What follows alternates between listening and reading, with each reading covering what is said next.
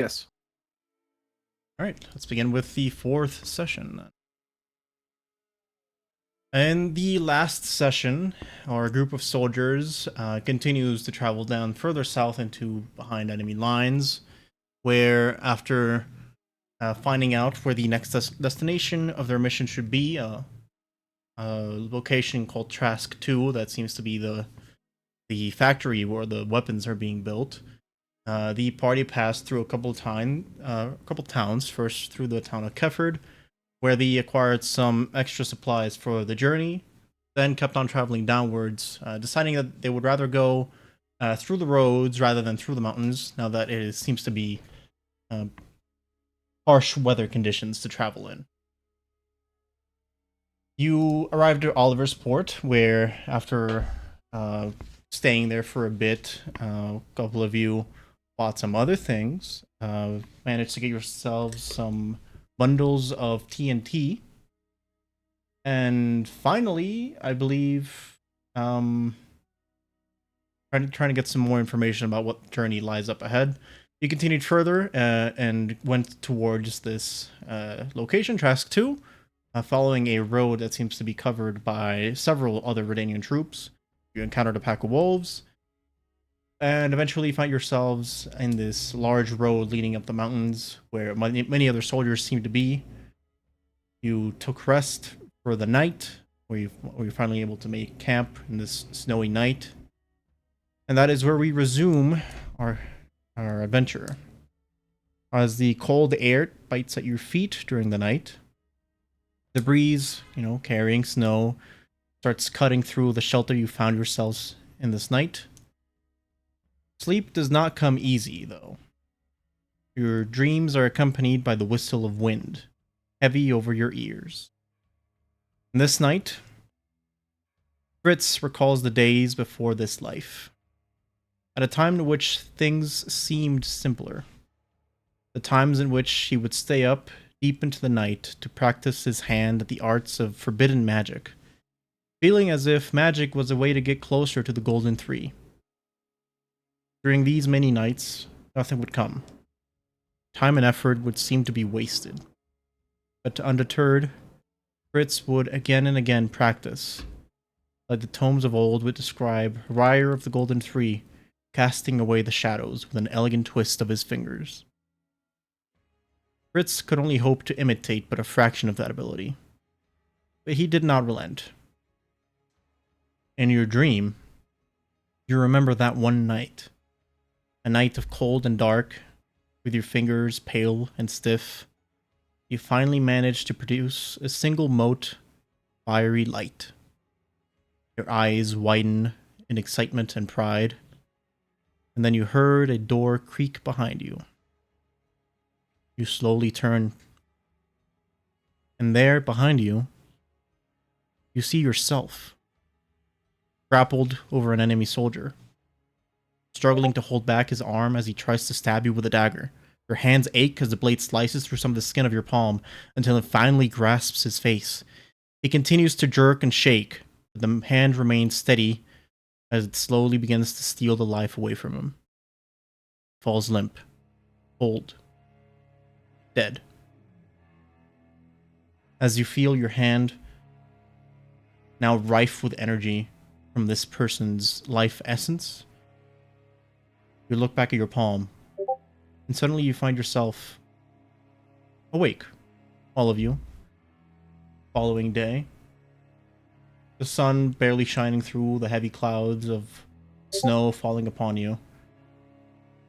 What do you guys want to do today? Can I ask you a question? If we were, how close are we, or how far are we up the hill? Would we be like here? You are no, I mean you guys are where the token is. You're barely up the slope. Okay. Still a long ways ahead. I wake up and I rub my hand. That's all. Okay, yeah. Can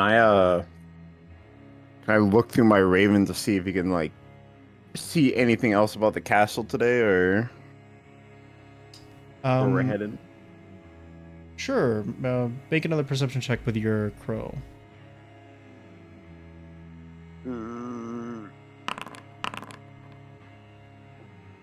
The snow seems to be getting a lot heavier closer up. The farther up you go to the mountain, so Raven has some trouble finding anything at all. Damn, Damn, I'm just gonna peek my head out and just kind of scan the surrounding area. Just looking if there's anything like wolves or if there's anybody like following us. Okay, make another perception check yourself.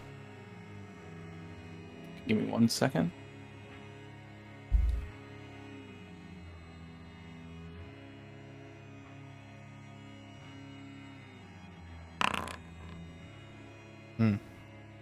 Well, here in this morning, you finally find yourselves, all of you, looking upon, now that it's daytime, what is known as the Redanian Wilderness. The many trees start to block your sight.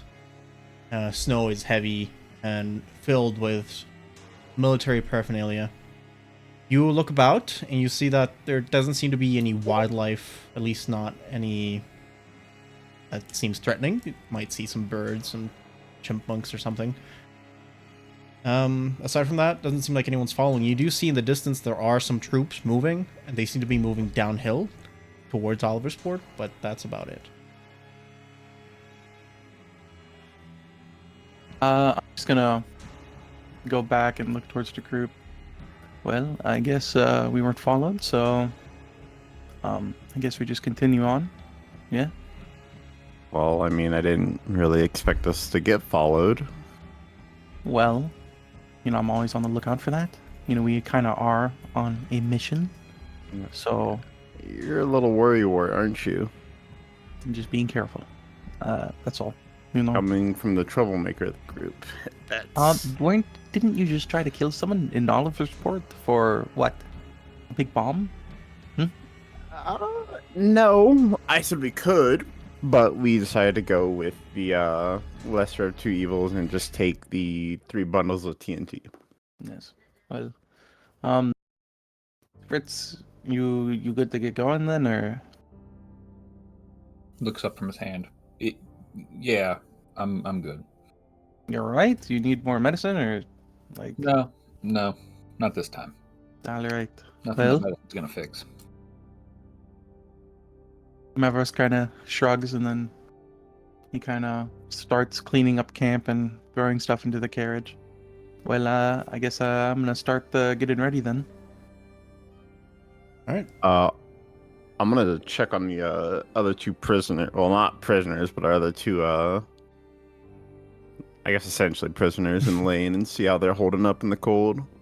As you approach back towards the cart where they would have been staying, you see Lane is already tending to them. He sees you, and they see you back.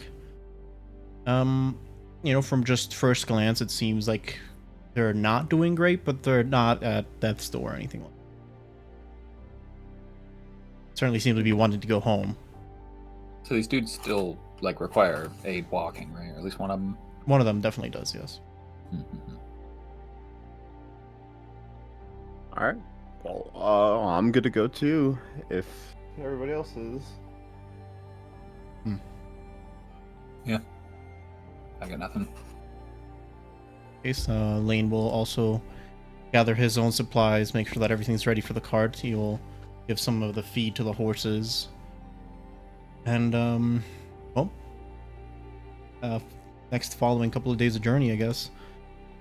So, whoever wants to lead the way. Anybody? I'm always gonna be up front, so Elric, if you don't want to. I'll do it. No guarantees, but is how it we- just a normal survival check, or? Yeah, just straight up survival.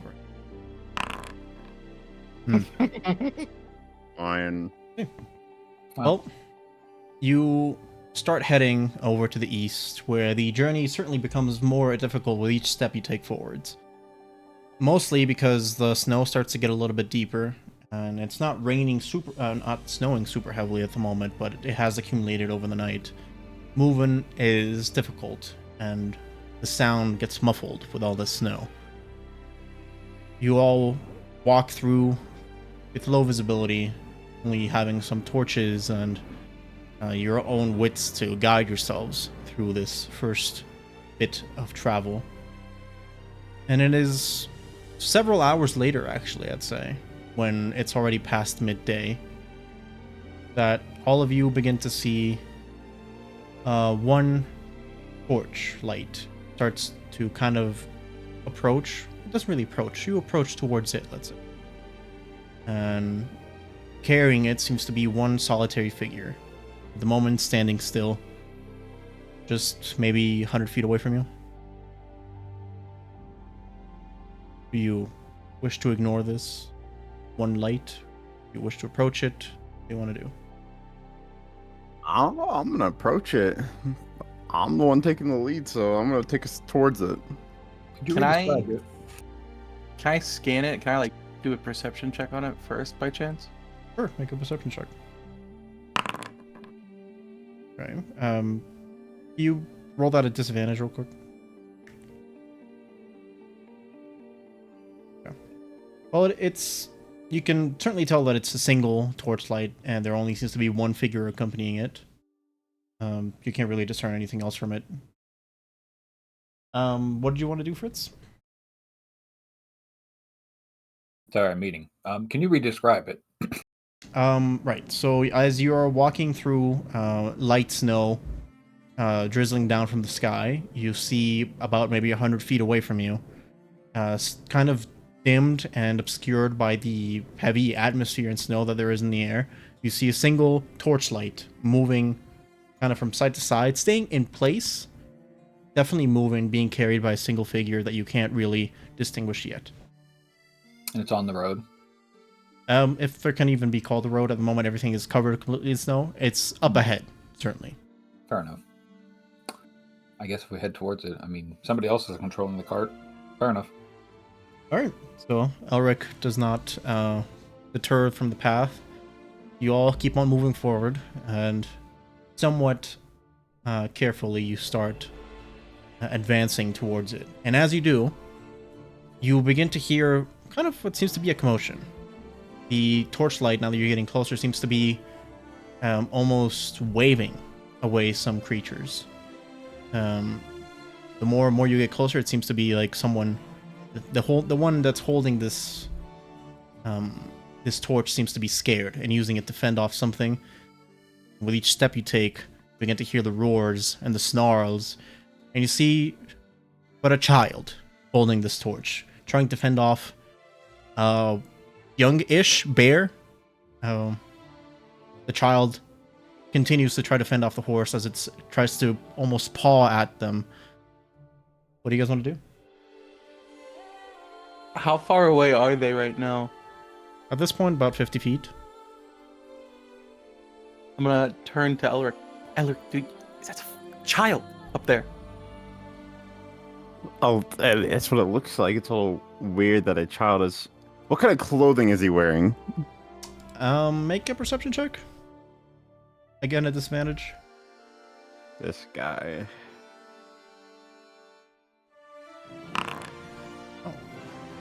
Well, you try to focus your eyes, and it seems to be not just it seems to be a girl, a little girl, not holding anything that seems to be deadly other than the torch.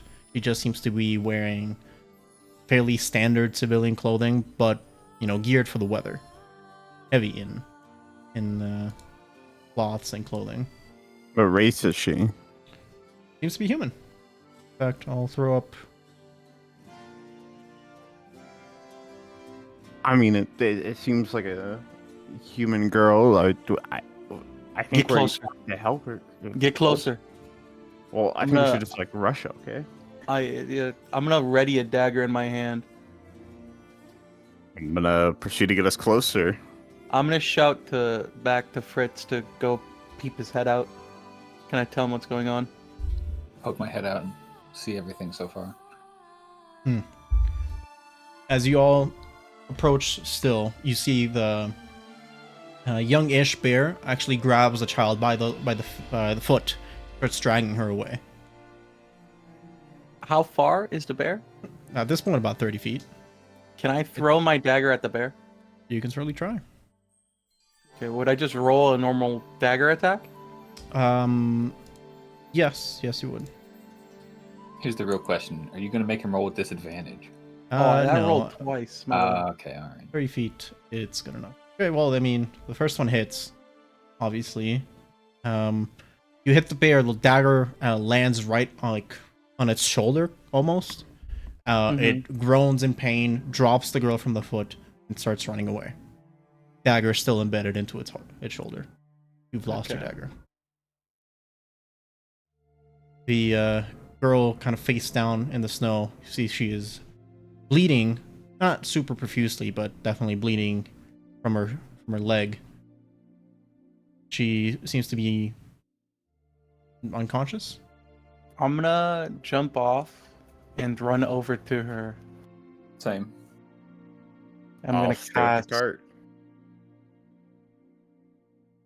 If I can tell that she's bleeding. Indeed, the crimson drops falling upon the snow makes it very evident that she is in fact very hurt. You immediately do your best to cover up the wounds, which work, obviously. Her wounds immediately seal back up, and she lightly opens her eyes to look at all of you. She says, "Hello? Hello. What are you doing out here? I went out to get firewood. Where is my brother?" I look around, scanning the environment. There seems to be no other person in sight at the moment. I don't see your brother. I must get back home. She tries to get up, and her feet kind of, weak. Can't support her fully. Falls over into the snow again. I just kind of pick her up awkwardly, and I kind of look back over at Fritz.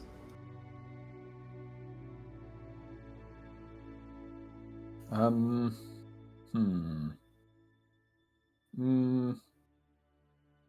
wondering what accent to pull out here. Whatever. It'll be regular Fritz. Listen, kid, you may need to come with us. No. Father told me not to follow the soldiers. Listen, kid. Can I roll a persuasion for what I'm about to say? Sure. Okay. Listen, kid. We're not the bad kind. Not all soldiers are good, but you can trust us. Wow. She does drop her guard a little bit, but she says, "Can't go with you. I must return home." What? How far is your home? She looks around. She seems to be herself a little bit lost. Says, "Can't be far." So, like, a few hours, or? No. I usually don't try to stray too far. Hold on. Just a quick thing. My Witcher senses are tingling. Is something going on here? Is there anything I could roll for this? I know this is a player sensation, but I feel like Fritz probably had this too just now. Make an insight check, sure. Okay.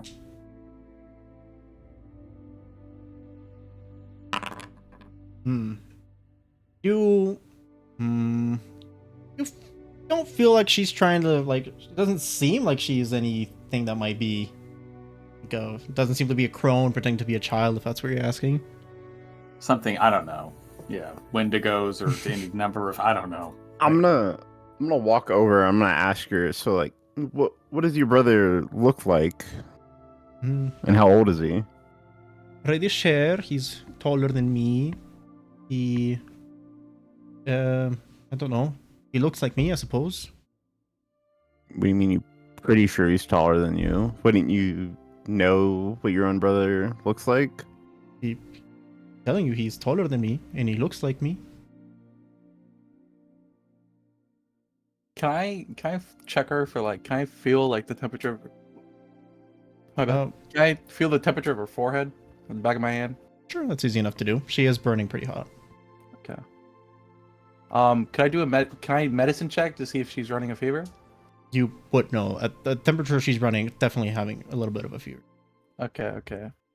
Well, she's running a fever, so I don't know. I mean, I guess we're inclined to take her back to her home. I mean, it can't be that far, right? Then it's just like a few hours, right, boys? Small detour ain't gonna be nothing. Yeah, I mean, yeah. All right. So you start looking for the home. Actually, hold on. Kid, hop in the cart. You can, or hop in the carriage. We'll be there in just a second. Not sure that I should. It's warm in there. I'm gonna pick her up and kind of like big brother her and be like, okay, hold up. Yeah, that's what I'm gonna do. And then I'm just gonna say like, ask if she's hungry, and then I'll give her some of my ration if she is.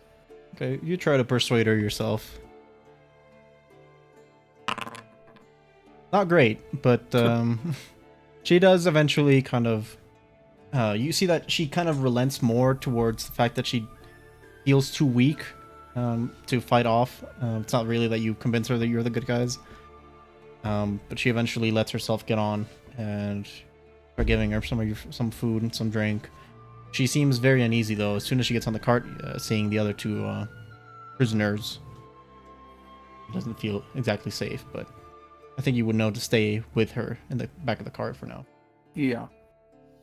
For just a second, though, before we, I'll be outside the car with these two. Something didn't right about this. That's all I'm saying. No, definitely something is off. I don't know what parent or brother would just let their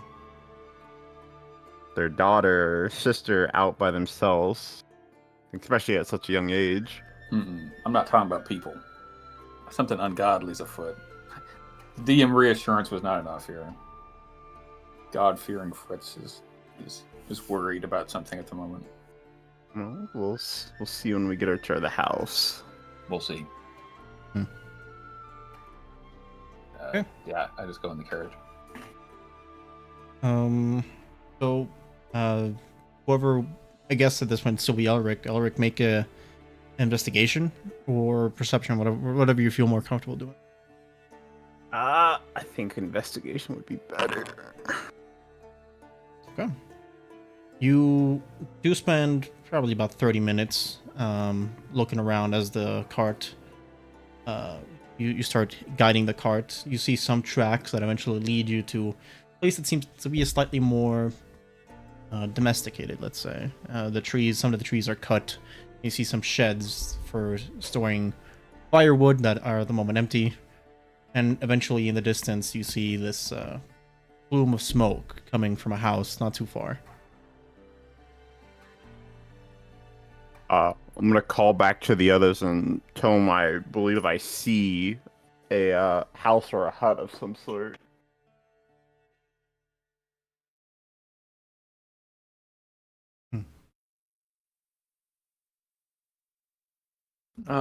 So are we taking the carriage like in the direction of it? I'm assuming. Yes. Yeah. Okay. I'm gonna poke my head out and kind of. I'm gonna ask the girl her name actually, because I have no idea. So She says her name is Sophia. Sophia. It's a unique name. I think we're closing in on your house. You want to take a peek outside? See if it's the right one? Silently looks out through the drapes and then says, "Yes, home, home!" And she actually kind of like jumps out of the cart and starts running in that direction. I'm gonna kind of like motion for Elric to stop, and then I'm gonna hop out with her and kind of follow her. I'll hop on follow as well. Yeah. Right. You eventually come to the house. See that as soon as she comes in, and she starts approaching the entrance of the house, and immediately the door opens up, and you see an older gentleman steps out and like holds her, but only holds her with one arm, as it seems his other arm is currently missing. He holds her up, gives her a big hug, and then sees you, and his face of happiness and relief kind of drops down a little bit. And he sighs, puts the girl down, and he approaches you all. He comes up and he says, "Soldiers, what is this gonna cost me?" Nothing. We just found your girl. She was getting attacked by a bear, and she lost her brother, but we couldn't find him. So we just took her back here. Reagan's not back. He looks back to the girl. The girl kind of shakes her head. They must go out to look for him too. He grabs a wood axe with his one good arm, and he starts heading out. We just kind of look back at it, the other guys. I'm gonna grab the guy's arm before he like gets too far and be like, "It's a little dangerous out there. Are you sure you don't want any like help finding your son?" I cannot pay the toll that you ask for your help. It would be no charge, sir. We're not here to haggle you for your money. You are not like the other ones. We are very much different from the other soldiers, sir. Fine. If you could help me find my son, I'd be eternally grateful. Well, of course, but are you sure your daughter's gonna be all right here by herself? No, I will tend to her. Please, and go find my son. Can't be far. What's his name? Reagan. Dragon. Your daughter is running a fever, so I guess we will go look for Reagan. We'll heat up some water. Thank you. He goes back inside and he starts preparing some hot food for his daughter. Can I do a check to see if this guy is like an ex-soldier or like something like that? Would that be like insight or perception? Maybe an insight. He doesn't seem to have a soldier's attitude. So you don't believe that, but he definitely seems to have been injured in some way or another, so doesn't look like he has been serving, let's say. What does the home like look like since we're like a lot closer to it now? Is there anything like outside that is like that stands out from the norm for somebody that's living up in the mountain? Or at least the base? It doesn't seem to be. It seems to be a pretty small house. There is a stable that is currently closed at the moment. You could probably hear some of the this livestock moving in there a little bit. But there doesn't seem to be anything that particularly catches your eye as far as something that deviates from the norm. Okay, well, I mean, I guess we go look for the sun. Just a minute. Hold on. Fritz will close his eyes and begin concentrating. I'm going to use an ability. I use this. Interesting. You reach.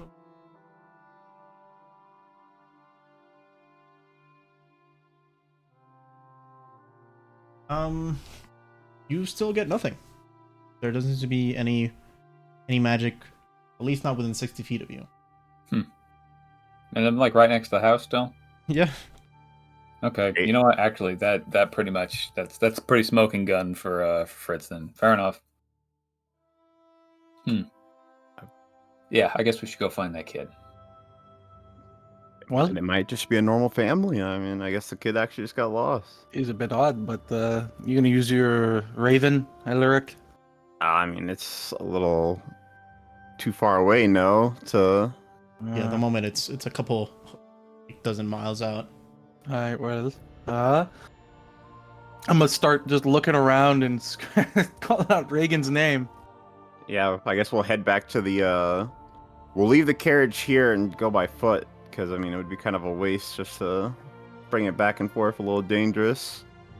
I'm gonna shout out to Lane just to keep a lookout for a little bit, and we'll be back. Alright, Lane will give you a nod, and you guys are gonna go ahead and look for this guy. So, two of you make an investigation check. The other, I mean, you guys choose. I'll make one. Mine's I not can make. great. I'll make one. Investigation. Ow! Where is it? Oh, I'm cooked. I'm cooked. Oh. I'm cooked. Well, it does take a little bit of time, but it seems like after some careful looking around, you manage to find the trail that at first the two siblings took, and then you can kind of tell where they deviated one from another, because it seems like some tracks started to come in from another creature. He seems to have, like, they ran in different directions, and you know the small tracks to be that of the little girl, and the slightly bigger ones to be perhaps the older boy. So you start following those until you get to basically like a slope of the hill. The snow and the sun start to set. It gets a little bit darker, the clouds a little bit heavier. Snow is starting to push in with the cold air. Falls a little bit harder. But even through all this sound and the gusts of wind that are blowing through, you're managed to be able to hear the screams of pain of a child not too far. So Fritz just will, at hearing that, just draw a short sword. I will also draw my rapier and I'll start running towards the noise. Also, we'll mention that at the moment, Kaldor has also remained in the cart looking after all this stuff, just to be That's safe. awkward. But you know what? We might be able to take an encounter still. Maybe. I think the three of us together will be fine. We have enough It would tone it down. Surely. Surely. Well, 5 owlbears. well, that kid's good as dead, and we're just gonna tell him, yeah, he got mauled. He got mauled to death. All right. Put you guys in this. I believe you guys all should have vision of it. Yeah. Yes. Okay, Well, perfect. but they're not owl bears. Oh God, worse. Bears. You do see that one of them seems to be the bear that still has the dagger embedded into its shoulder, but that's the younger, kind of smaller one. The bigger one, just up ahead, the one that's currently accosting the poor child, kind of grabbing him and tugging at him. You see, he already has many cuts all around his body. What do you guys want to do? Can I do... I'm sorry for taking first action, Elric, but can I just, as immediately as I see that, can I just cast heat metal? Oh, interesting. Mm-hmm. Sure. So any creature in physical contact with the object takes fire damage to cast a spell. Yeah, well, that means he just takes the damage, right? And as a bonus action, can I throw another dagger? No, not as a bonus action. Okay, can I move by... Okay, well, I guess we'll do combat first. Yeah, let's call it for now. Anybody else for the surprise round? I'm gonna go ahead and I wanted to sneak up some, but I wasn't going to do anything. I mean, you can move if you want, yeah. Yeah, okay. I'll make a stealth check, I guess, and I'll move up. Features, spells, attributes. That's the one. I creep up. Just the lip. I passed my turn. I guess I passed my turn, so... I mean, I guess it's a prize running. Yeah. I'm gonna summon my echo right behind the two bears. Am I able to move 30 feet? You are able to move 30 feet? Sure, yeah. Here or here? Like right here. Okay. Anything else for anyone? I'm good. No, guess not. Okay. Everybody please roll initiative.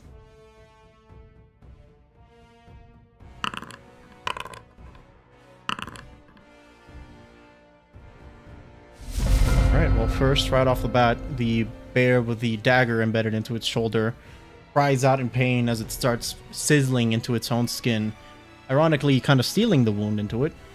But it's going to take its action to take away the dagger off of it. It's gonna make another cry in pain as it puts the dagger into its maws and then drops it. That's gonna be it for now. The dagger sizzles as it comes into contact with the snow on the ground. Elric, what do you want to do? I'm gonna go ahead and run right to there. And then I'm going to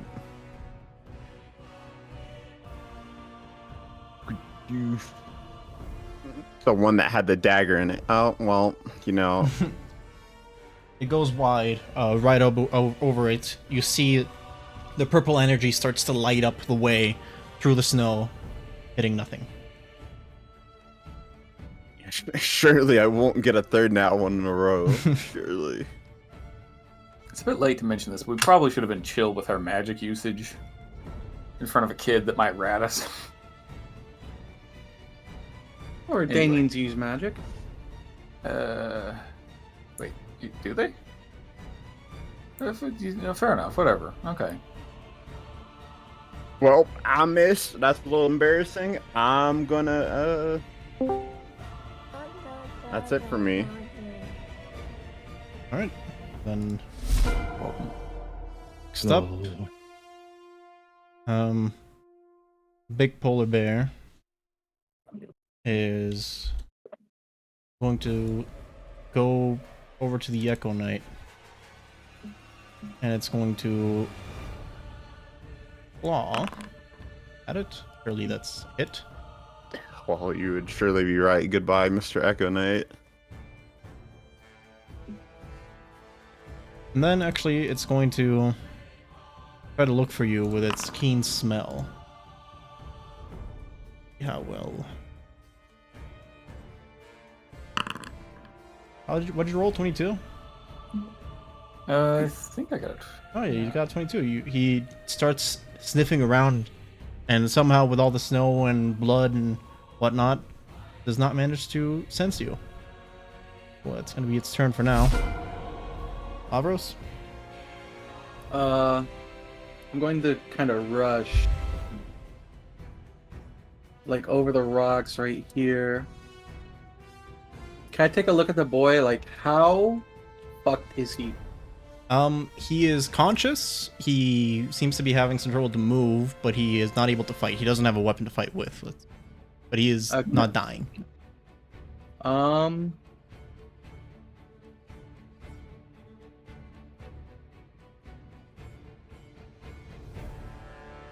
At this bear, I'm going to throw a dagger straight at him.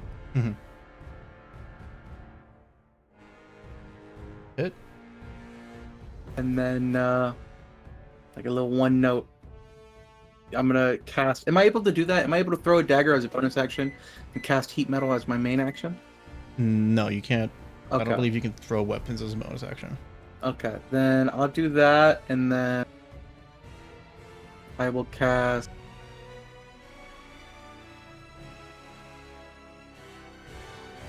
Bardic Inspiration on myself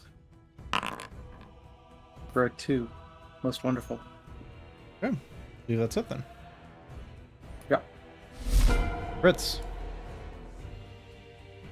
What do I do here? I guess we've already kind of... So this bear hasn't seen me yet. It has not, no, but it is looking, at least right now, it's looking for Elric that's not hiding. Trying to get up on that little slope. Fair enough. Yeah, from up above I'll hop out and just firebolt him. The adult one. And I believe since I'm stealth, I'll have advantage. So possible, correct? Question mark?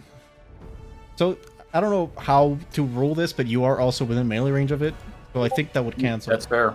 You know what? That's fair. Yeah,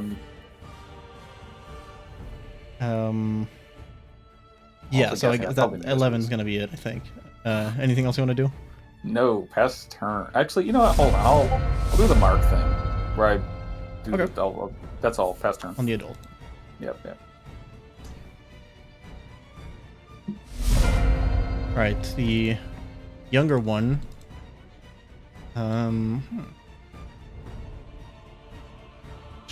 He's gonna go towards the child and he's gonna bite down on him. Seeing this, I'm immediately gonna cast your favorite ability. No way. Silvery barbs. Yeah. Hopefully that works out for you. It does Oh, not. damn. Oh no, God! The child, as he's trying to get up and back on his feet, he gets up and immediately this bear runs towards him, grabs him by the leg again, and then actually tosses him a little bit as he gets grabbed. Oh, that's not. And I do give that advantage to Elric, by the way. Okay, fair enough.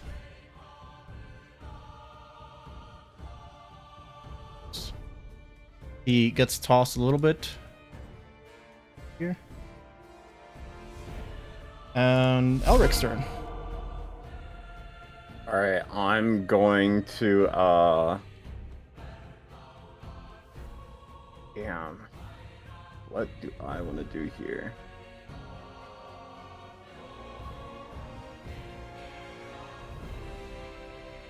I guess I'm going to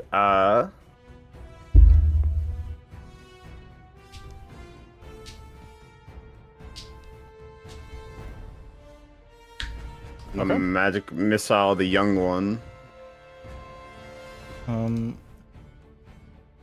Would you roll 3d4 real quick? Yes, sure. Hold on, that was blocking. Oh my god. Okay, that is an 8. You hit him a couple times in the back of the head as it's thrashing the little kid. It looks back to you, it growls. Anything else? I think I'm gonna take a bonus action. Give me a second. I will. Ooh, I can't use that as a bonus action, actually. So, no, that'll be my turn. Alright. The bear, with some effort, manages to get on top of the rock. Looks at both of you. And it's going to claw at Elric first. Well, that definitely hits. And then it's going to try to maw at Fritz. Okay, all right. Oops, wrong one. Mavros. I'm going to take a look at the older bear, and with a strum on the side of my lute, I'm going to cast heat metal again on that dagger that's embedded into that bear. Okay. The bear groans in pain. And then I'm going to leap on top of this bear, and with my bonus action, I'm going to stab it with my rapier. Okay. Sure, you know what? I'll allow it. Make an acrobatics check first, though. Acrobatics. Oh shit, you're rodeoing this fucking bear. Yeah, I'm like right on it, stabbed it right in the nape of its neck with my +2 rapier attack, which I hope is good. Yeah, there you go. Well shit. You kill it. The bear goes limp as you start mounting it. The blade rips right through its nape. Final fluid starts to fall down and dribble onto the snow. And I think that's your turn. Yeah, that's my turn. Fritz. Oh, you marked this bear for damage. Does that trigger with the heat metal? I think so. Okay. How much is that? 7. Yeah, 7. Can I actually add it? I think. Oh, Nope, that just does to me. Yeah, I did it to it. Don't worry about it. Sorry. So what do you want to do? So I'll point my finger at the thing to do another firebolt. It's actually going to fizzle. So quick thing, I'm wearing heavy armor. I'm a medium armor caster. True. Seeing this happen, I'm going to retcon actually that the previous one fizzled too. Finally, Fritz gets the great idea to actually swing his short sword. I'll do that twice instead. Oh, well, both hits. Nice.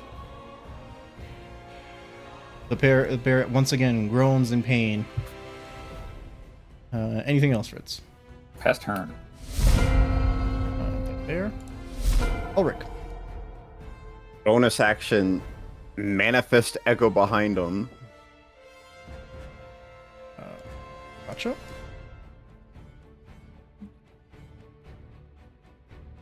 And then I am going to swing my longsword at it. Oh, well, I'm also going to take an attack from my echo from behind using the ability. Ow. Okay, well that second one definitely does hit. Shit. How do you want to do this? I'm gonna like... No, I'm just gonna like cut its head off. Like it. The big head of the big mama bear drops and thuds into the rock and then starts tumbling down the hillside. Counter over. With all the panting and groaning from pain, you all find yourselves once again in this windy, snowy, blizzardy mountainside. You see the boy, not that young. He seems to be kind of late teens, maybe. In pain on the ground, also not really responding. Can I go check up on him? I'm gonna like stumble across over to him. And I want to just see quick overview of like how badly this guy is. Make a medicine check. He's definitely not at death's door, but he is worse for wear, definitely unconscious. Gonna take a while to heal that wound. I'm going to place my hand on his forehead, and then I'm going to cast Cure Wounds.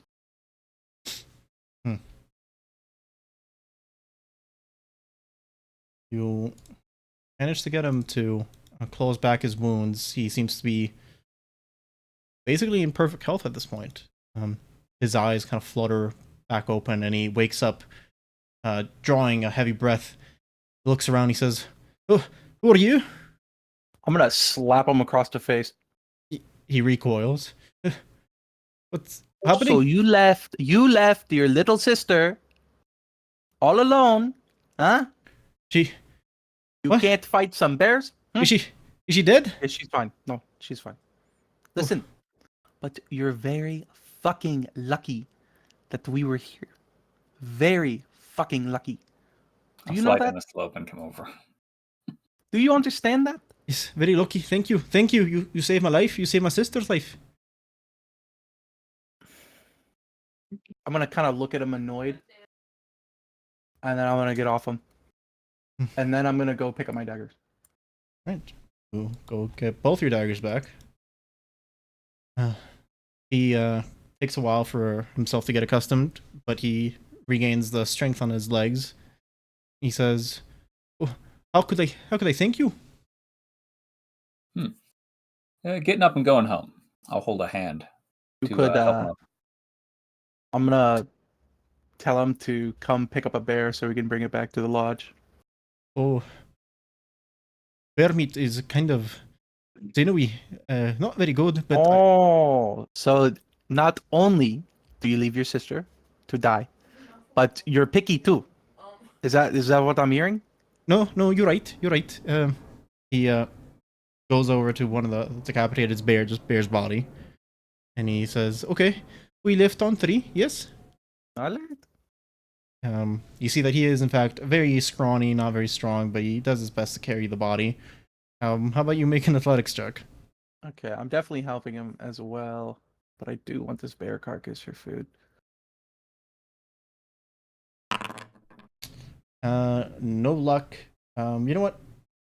No, I don't. He's not even strong enough to give you advantage. Yeah, just a 10. You're not strong enough to lift a whole ass bear body. It's 600 Being pounds. them strong, can I come over and help? Sure, make your own with advantage. While they're doing this, I'll collect some of the claws from one of the other bear. Okay, easy enough to do. With Elric's help, all 3 of you finally managed to be able to lift mama bear's body, not really lift, I'd say like kind of like drag slightly above ground. And he starts kind of like getting his bearings. He says, "Home is way back here." And he starts leading you back to the cabin. Alrighty.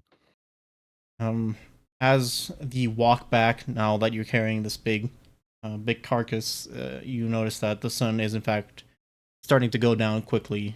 Clouds make it even darker than it is. The child says, "Will you be staying over for dinner?"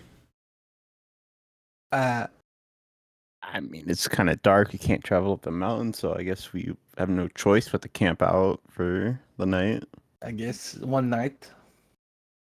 That's great. That's Tables great. is better than out in the middle of nowhere. Yeah.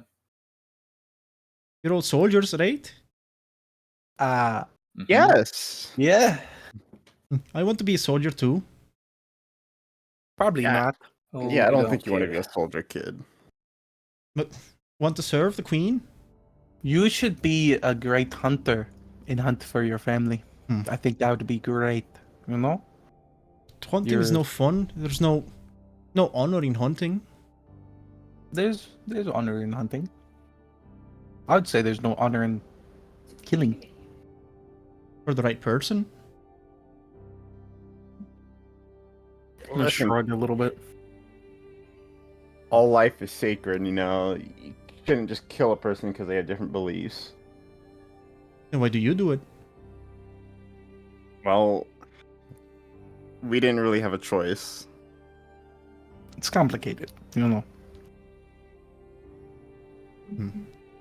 He stays quiet, thinking about what you're saying, until you finally manage to reach back the cabin in the woods. The father, again, opens the door as he sees you approach. The kid kind of runs up, excited, and instead of receiving him with a hug, he gives him a little bit of a slap over the head. He scolds him for a little bit, and then he beckons you to come and enter the house. I mean, I'll go check on the people in the carriage first. I'm gonna get big boy Kaldor. Yeah, I'll that's what head I'm in the saying, house. If Fritz is going, I'll head in with Elric because I don't want him going alone. Alright, well, so Elric and Mavros go into the cabin. In the meantime, back at the carriage, Kaldor, you were making sure that nothing fishy was going on in this strange cabin in the middle of nowhere. As Lane was taking care of the prisoners and making sure that nothing happened to the little girl that you've rescued. You see Fritz approach. Pull back the two curtains. I'll beckon to Kaldor. Come on, we need you. Enemy? Not quite. All right. I get up and follow. All right. I take a look over at Lane and the other two guys. How they doing? Lane seems a little bit worried. The two guys are, conscious. They've been stable for a while now, but definitely not going anywhere. Lane, Captain, we might have a place to stay for the night. So, not all a waste of time. yeah, that's good news. Mm-hmm. I'll head in a sec. Sounds good. Give a small salute to him, and then I'll leave. Right. Then finally back inside the cabin, you all come across this, it is, I won't say rundown, but it's definitely very, very low ends type of cabin. There are no rooms really, it's just one large chamber with a couple of beds, a fire in the middle, a table with whatever food has been eaten. Seems to be mostly bread and some game. But you do notice as you look around, there are several, aside from the beds, like on the floor, there seem to be several used bed spots, like of hay. Seems like more than just them have stayed here. You look around, but it seems to be just them right now. The father comes over and he, shakes your hand with his one good arm. He says, "My son tells me you're going to be staying with us tonight." Whose hand is he shaking? Whoever came up first, either Mavros or you. I'll go. I was like, yeah, if you don't mind, we have a few of us that would like to stay warm for the night. It's the least I could do. You've saved both my children. Of course, it's no problem at all, sir. Again, You have also Right. brought us some food. It's good. Many mouths to feed tonight. oh, you know how to cook? Well, with the help of my son, yes. Couldn't be too hard. I believe we have some salt somewhere around here. Well, that would be just lovely. He takes his son, who is at the moment, saying sorry to the little girl that's coming in and out of consciousness from her fever. And they start cutting up the bear into pieces that are somewhat edible. You Can so there's it's obvious that other people have stayed here before. yes. I'm gonna walk over to the old man. So you guys regularly have people visiting, huh? Oh, lots of travelers. I believe there might be a encampment somewhere around here. Sometimes soldiers come over, especially now that it's blizzard season. Need to stay the night. So you're fine with having the soldiers just come over and stay for a little bit? I am okay with having you, if that's what you're asking. I'm gonna nod my head and kind of say, "Well, thank you." You know. Can I do an insight check? Sure. Oh. He does not seem comfortable with having you around, but he does also seem thankful that you saved his family, and this is basically the only way he has to thank you. Okay. All right. I guess I'm just gonna go over to the girl with the fever and just tend to her while I can. I make my way in. I assume Kaldor's with me. Yes. You all make quite the presence in there. What do you guys want to do? I'll go over to the father. Do they have a barn? There was some sort of, or like a stable. There is kind of like a barn / stable outside of the kind of a ways away from the house. Okay. Do you mind if we sleep out in the manger tonight? The soldiers usually sleep inside here. No trouble. I mean, there's a little bit more of us. We don't want to take up too much room. Well, you don't mind the smell of manure? Sure. Should be some hay to lay on. You know what? Yeah, I'll go check the place out. Does it look like I could sleep without, being filthy? Alright, you go out and you check it out. It smells pretty bad. The animals have been locked up inside for a few weeks now, so it does smell pretty heavy. But surely there is some hay. Fair enough. How many people could sleep here? Ramped up with all the animals, you could probably fit everyone in here if you wanted to. Wow. Well, I'll go back into the house. We'll see what everybody wants at the end of the day. Fritz is probably sleeping out here, though. Very well. Around that time that you finally end up checking out the barn, Elaine also comes in with you. He goes and greets the owner of the house. He shakes his hand, thanks him, and about 30 minutes later, seems like the food is ready. All the cuts have been made. They have been salted a little bit and put to the fire. So you all sit down to eat for a little bit. As the father kind of tries to wake up the girl, you were looking after her, Mavros. She doesn't seem to be getting much better, but it also doesn't seem to be a life-threatening sickness. She just seems to have been out of the cold too long. She does wake up after smelling the scent of cooked meat. She is drowsy but awake, and you all sit down to have some dinner. So you're able to, eat without expending some rations tonight. The father. Go ahead. Sorry. Go. I was gonna say, can I like turn to the father while we're eating and ask him? So like, where the kid's mother, or do they have any other relatives up here with you guys? He looks a little bit sad when you mention the mother, but he says, "No, her mother died of sickness not long ago. You used to live in Redane, when you moved out after her mother passed." Out here in the, like, kind of in the middle of nowhere, it's a little dangerous for your kids since you only have a single arm. You can't really protect them all as well as like you might be able to. The city itself was getting a little bit dangerous itself.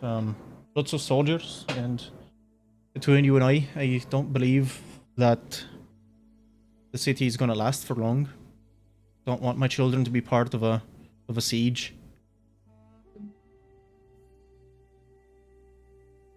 I mean, if you say so, I mean, if we Do didn't you believe in heaven? Is there a heaven equivalent or an There's afterlife? a heaven equivalent, yeah. Okay, all right. Yeah, I'll. What is it? Is there a name for it? The Golden Plains. She's in the Golden Plains now, my friend. You'll say. I hope so.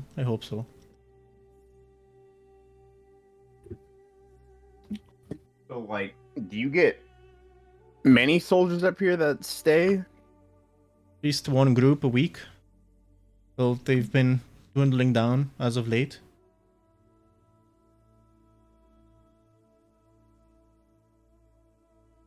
I'm surprised you don't know about it. Do you not come over here? No, not very often. This is our first time up the mountain. You decided to come at a particular time. It's most soldiers avoid being around here during this winter. Well, it was kind of an important mission that You have a secret one too. Yeah. Not to be asking too many questions. Oh, I apologize. I don't mean to pry. It's all right. Seemed like a good enough man. That probably did sound kind of threatening. Yeah, it wasn't supposed to be. He pipes down after that comment as everybody continues eating, being quiet a little bit for a second or two. Then the son again pipes up and he says, "Can you take me with you to the base? I'd like to see it." no, No. no, No. Against the orders of the queen. Listen, son.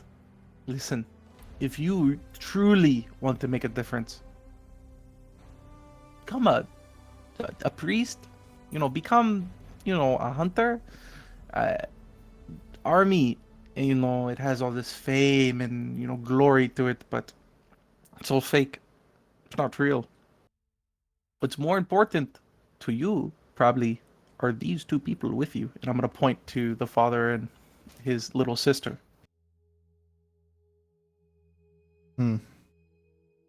I've always wanted to be a soldier, though. But Kinda- why? Sigh a little bit. Give a glum look to the dad, but don't say anything. The father, you look as he says that, he does not seem very happy about this either. Well, always had a great admiration for the queen. You would think there's no greater honor than to sacrifice my life for her. So you'd rather die than protect your family? My family's fine, sure. Ooh, All right, look, this is Mavros how is we're gonna gonna look handle really, this. really angry. Listen, Like the most anti-military soldiers this people have ever met. Like, I'll be honest, I think we're close to blowing cover, boys. If not for the fact we're in the middle of nowhere. no, hold on. I got this. Listen, boy. If you want to be a soldier, you got to be tough. You got to be able to defeat and kill anybody that stands in front of you. If you think you're that tough to be a soldier, Why don't you fight the big guy here?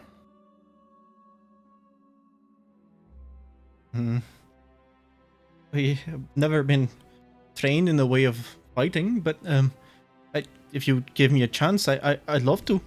I'm gonna immediately like look up and I'm gonna look at Kaldor. And then I'm just gonna like look back at the boy. Listen, no son, you don't do that. No. Kaldor, you want to fight, right?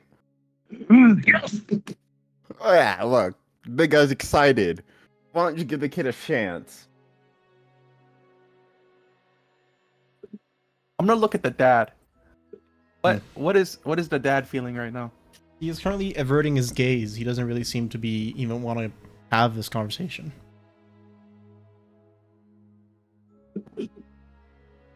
Let's just calm down. You know. No. let's calm I down. insist, Mavros. Let's take the big guy and the kid outside real quick. They'll have a little tussle, and we'll show them what it means to be a soldier. I don't know about that. I don't think it's really necessary. They'll I don't only think so. use their fists. They'll only use their fists. Now, big guy, you can't kill the kid, okay? You can only maim him at best. I won't kill him. I'll teach him what to be the man. Yeah, there we go. Come on, I'm gonna stand up from the table, and I'm gonna like usher the kid outside. The father sighs and kind of lets it happen. I'm going to follow with. You can continue, Sorry. I The give a pained look to the father before also doing so. The kid, somewhat excitedly, but also somewhat scared, follows through. He steps outside. So the snow seems to have died down maybe a little bit. And, well, you now stand face to face. I'm just going to use this map.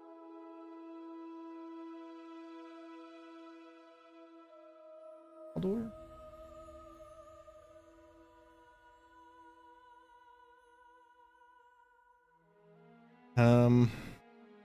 The kid, kind of cold and scared, shivers at the sight of the huge, mighty Kaldor.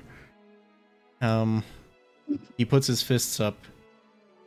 He says, "All right, yeah, I won't hold back." Oh. For the lightning strike, when you're raging is gonna kill this kid. 1d8. Remember, fists only. Do not kill him. Does this work in the winter? The vines? Yeah. Okay. Vines start to grow. Okay. You let out a scream of rage as you do. The snow begins to like shake around your feet, and vines begin to grow and sprout all around you. The kid, immediately seeing this, falls back on his ass. And he's terrified. I just I'm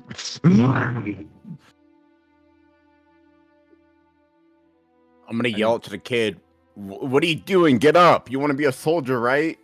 Stay on your feet. The kid just puts his arms up in the air, already asking for pity. I'm gonna shout out to Kaldor. All right. I grab him and I swing him around. I swing him around. Do I need to do a strength check? No, this guy's a twig. You can move him like a leaf. You start swinging him around. Do you actually hurt him, or you just? I'm just like, let's say it's like a really one of those roller What? coasters. Okay. All right. Then I'm throwing him to the snow. He falls back a couple feet. He rolls and tumbles into the snow. I yell, "Get him!"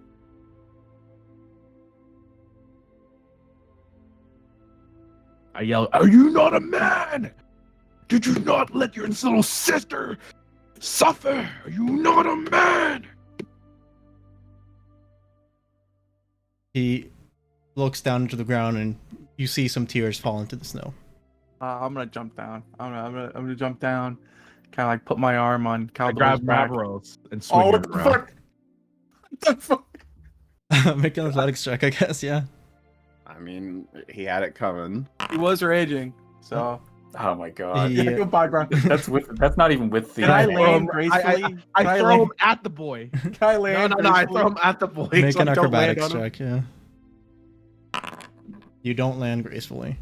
I fucking hit the guy and I double off of him. I'm gonna yell down to the big guy real quick, and be like, Kaldor, that's enough. Calm down. The boy! He calls himself a man! But he look at him, he cries like a baby. We know you're the baby. I'm gonna get up a little bit and like pat the little crying guy on his back. Alright, I start unraging. Hmm. Because it starts to look like it's not worth my time. I start. I'm gonna help the boy to his feet. I'm gonna look at him. All right.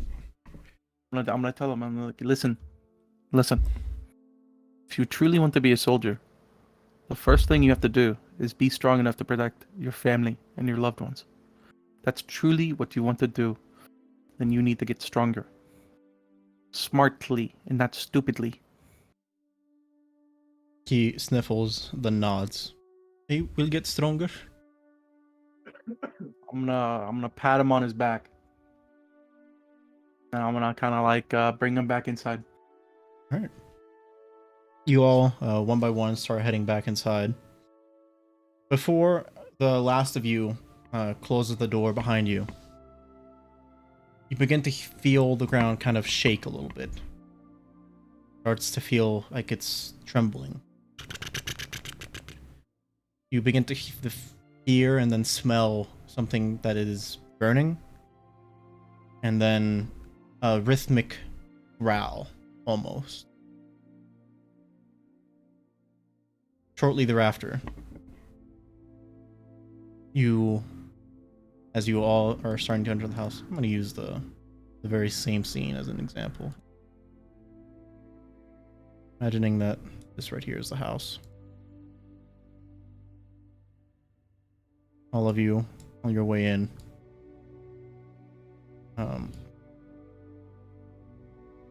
As you look, all of you look behind you. A group of soldiers starts to approach the house.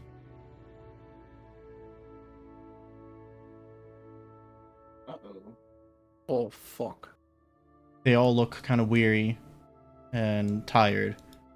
But most notably, as they approach one by one behind you, and they start getting unveiled by the heavy snow falling, behind them, you see something big and heavy blowing out smoke behind them.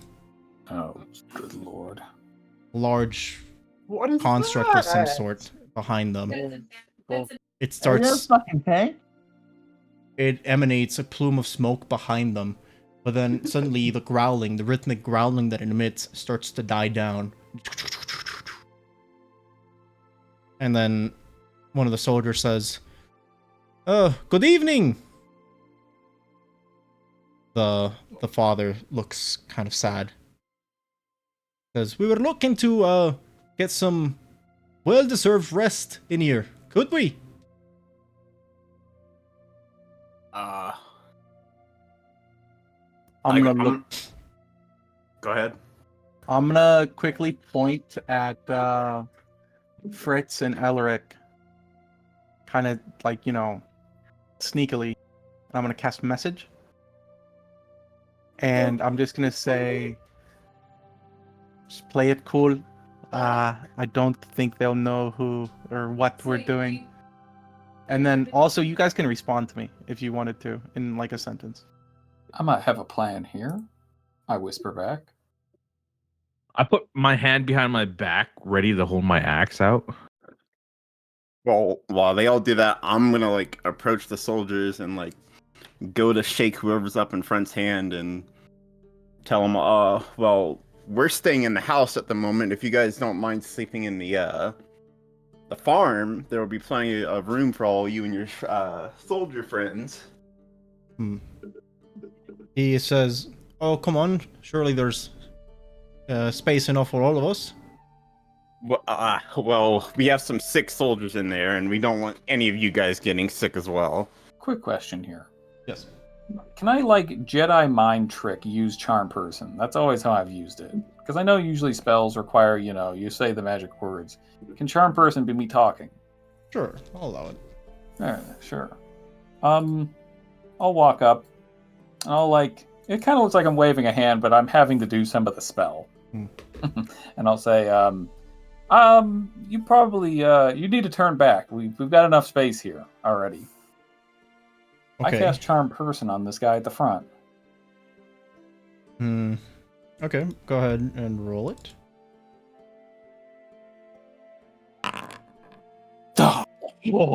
He looks back to his soldiers and he says, "Look, we're all famished and cold, tired.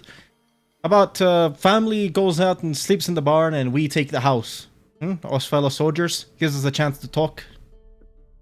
Oh, That's not really how this works. This is their home, so I mean, we can't just kick them out. we just don't want you guys to get sick, I'll take the barn, no problem.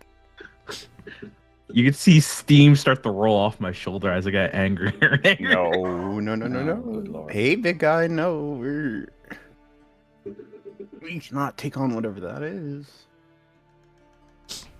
I silently say a prayer to the three. As All right. this is going on. Come on, fellas. The machine stays put. You see that someone actually jumps out of it. And they all start heading towards the house. Says, sure, the barn will be nice and comfy for all of you. I'm gonna like hold my hand out in front of the guy that's in front so he can't get in. And I'm gonna turn to him and look at him and tell him, listen, you guys either take the barn or you can't stay here. This is the family's home and you are not going to take it from them. Make a persuasion check. Yeah, just try. Try persuasion. Okay, let's hope. Oh. The one who seems to be the leader puts his hand. Oh my god. What is that for? The leader puts his hand on the owner's, Ryfan's, back of the head. He says, "Oh, come on. Old Ryfan here doesn't care, do you?" He kind of like gives him a little bit of a shove to go inside. Says, "We've been here plenty of time, boys. Come on." And they all head in.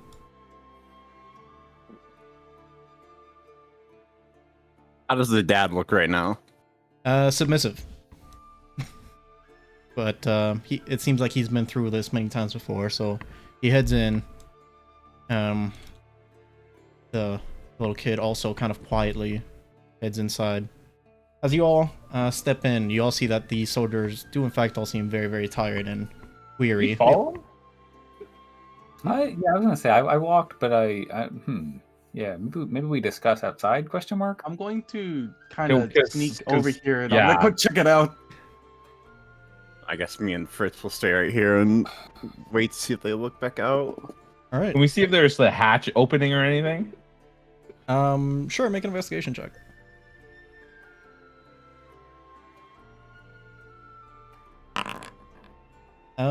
There is a hatch, though it's currently closed. And if I try to test to open it? All right, make us athletics check. Seems to be firmly shut.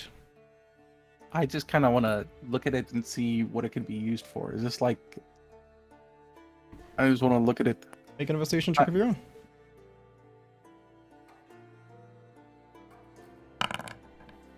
You have no idea what this chunk of metal is.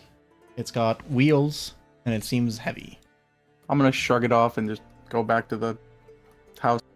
Well, Right. while they're over there, I'm gonna turn to Fritz and ask him, just whisper to him what he thinks we should do. Should we take out the soldiers, or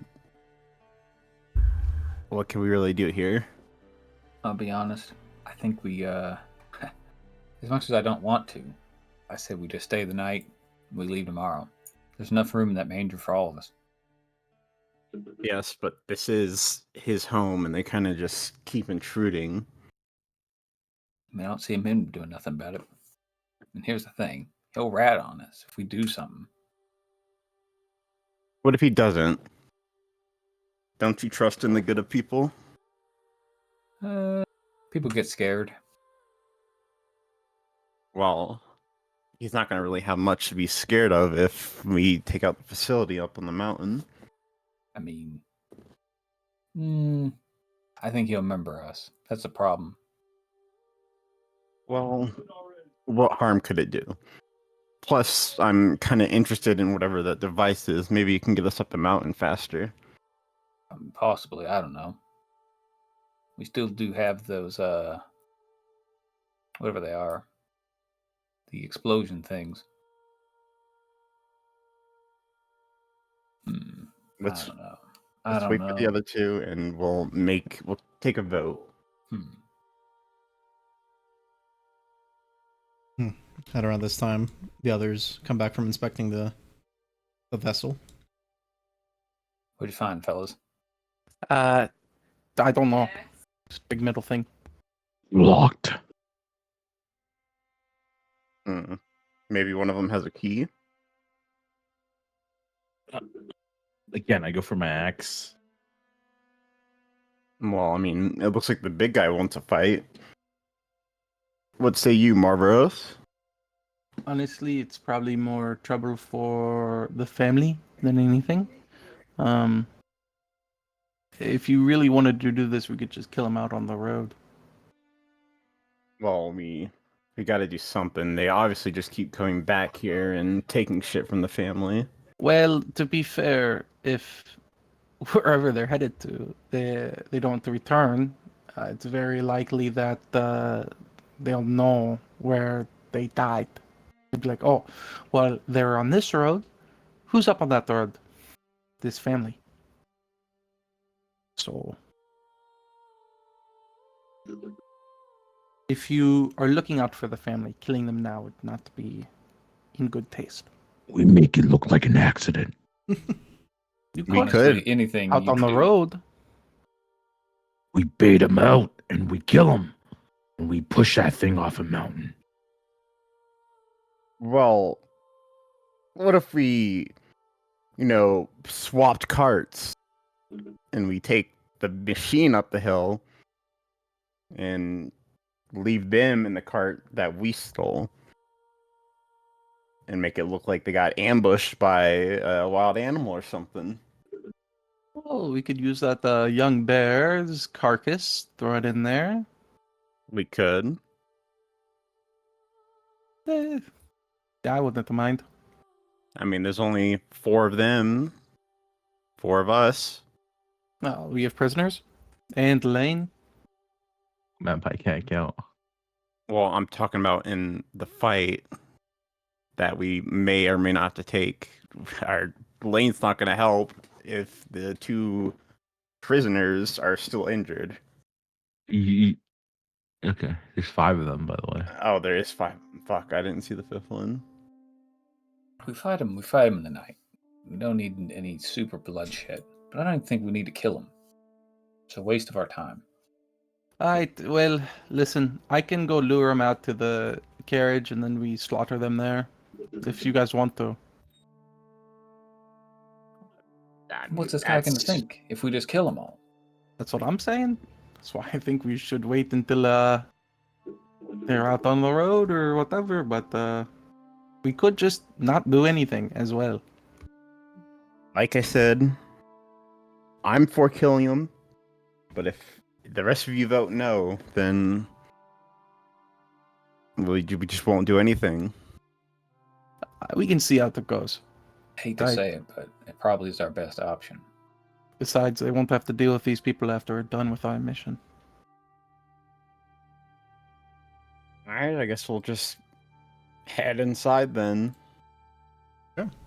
You all step in, and very quickly it becomes apparent these guys have made themselves comfortable real fast. They're already like halfway out of their armor. You can actually see their faces like from underneath their heavy iron helmets. They are already picking away at the food that you guys have left on the table and eating it heartily. The father and his children are kind of off to the side. Lane's the only one that's kind of like sitting down cross-armed across the table from them. And, you know, they're chatting and drinking and having a bit of a laugh with each other's. And they see you come in. I'm gonna kind of smile and wave and like, so what bring you guys up here in Blizzard season? I see you got that fancy new toy you're using. Oh, we are bringing it down, actually.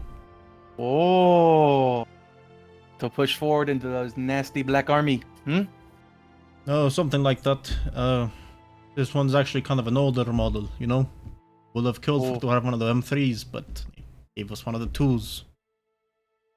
Well, you know, until you do, I mean, it's still great Redanian invention nonetheless. Yes, the old man has really outdone himself this time. Oh, yes. So, what brings you guys up? Are you heading towards T2? Yeah, that's yeah, that's our mission so far. You got some subjects, huh? Yes, just a bit. Nothing too crazy, nothing too fun. Can we look at them? I'm gonna look over at everybody else. Well, I mean, they're a little bit damaged, maybe in a little bit, but you know, let's eat first, yeah?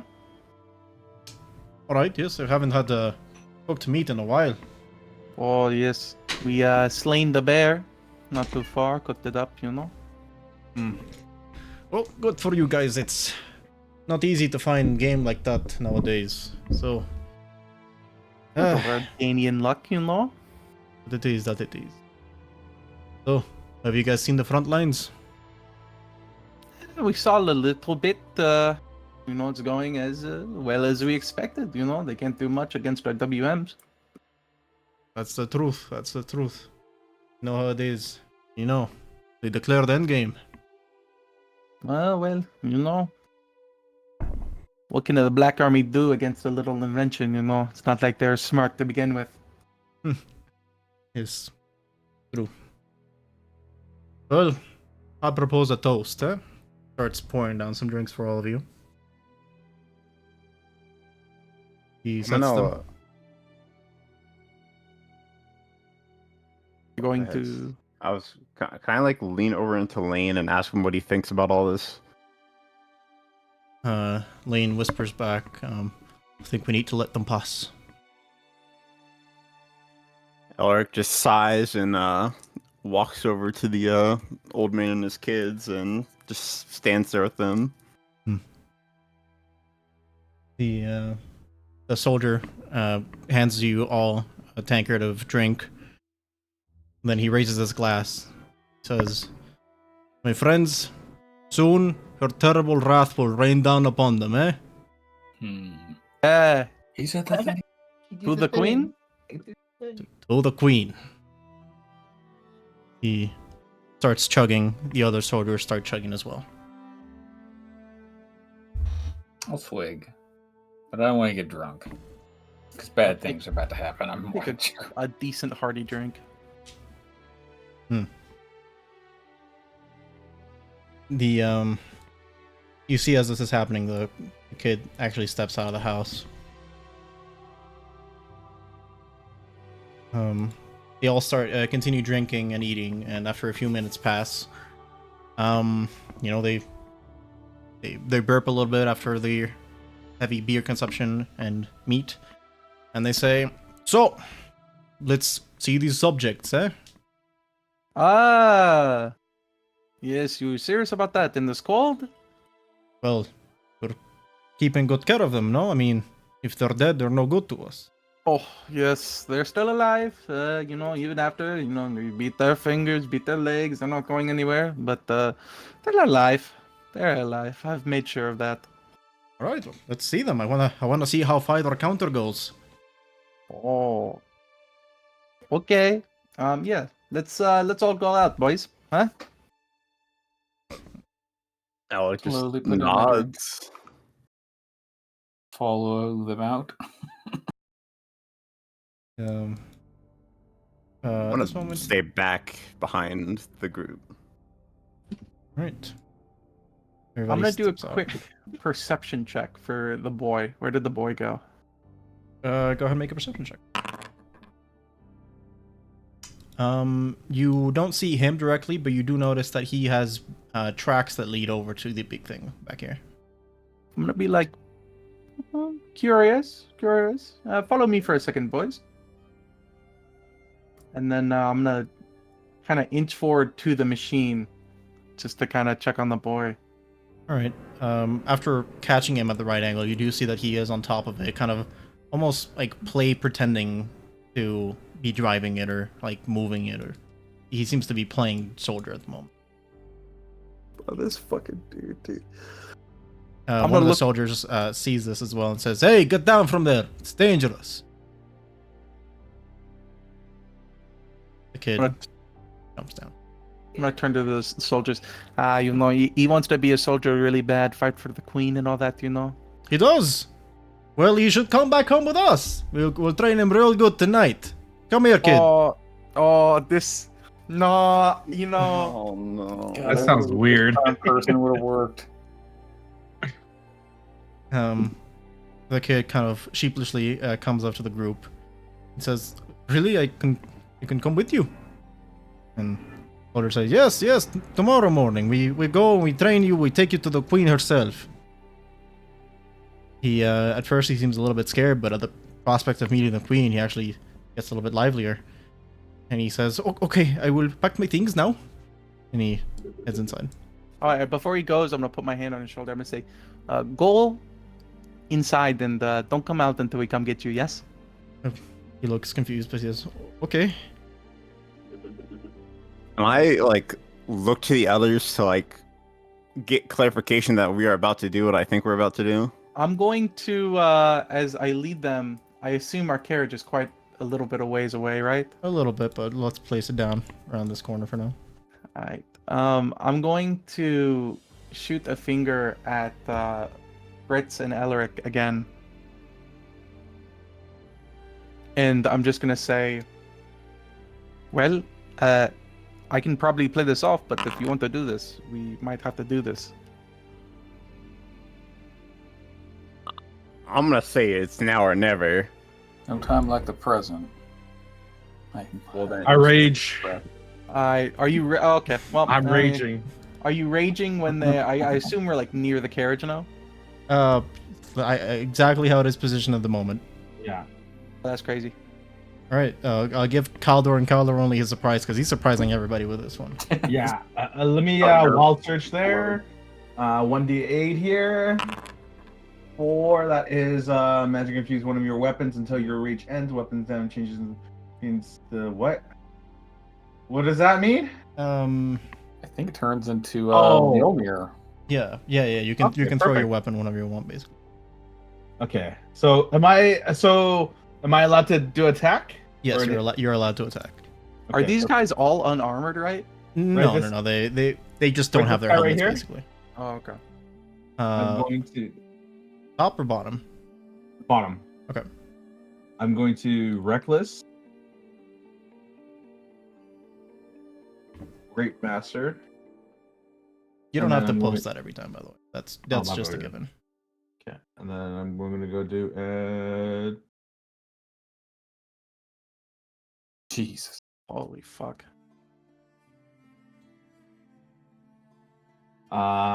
so does 21 and 19 hit? No, 21 doesn't hit? no. Of course they do. Okay. I was about to shit myself. This guy is got to be so dead. Like plus 20 damage to a crit. Wait, don't you get another attack with that? Okay, so I get 16 and 20. Yeah, this dude's dead. Okay. Well, I just You hit attack him. that guy? Yeah. Holy shit. Hey, he gets one more attack because he killed a guy. Yeah, that's true. It's true. And then I give it to this You're gonna guy. kill everybody, bro. It's the Same thing. Oh Jesus! What? Another crit? Yeah, does Yeah, they all hit. Okay, 26 and 24. Does that Yeah, I mean, yeah. I think it's a single extra attack, not an extra set of attacks. Oh, okay. I mean, either way, it's a critical hit. It's ridiculous. Yeah. Like it's a.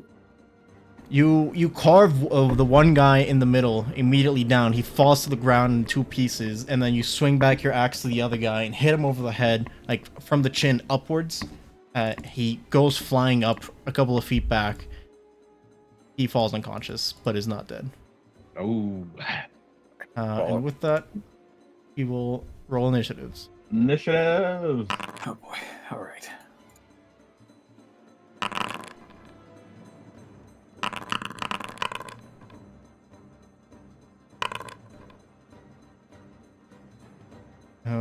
Okay. So, first up, Elric, what do you want to do? I'm going to. I wanna manifest my echo in between all 3 of them. Okay. So like, yeah, right there. And then I'm gonna forego 15 feet of movement to swap places with them. Okay. And then I will sword bird. Oh, that is so cool because I'm going to use my ability. 1 success. And I'm going to change that all to charisma. Okay, that's... else? Charisma... I believe that's all misses. Yes, 14? sir. Yeah, that's all misses. So they all take 10 points of damage. Roll. Plus a 5. So 15?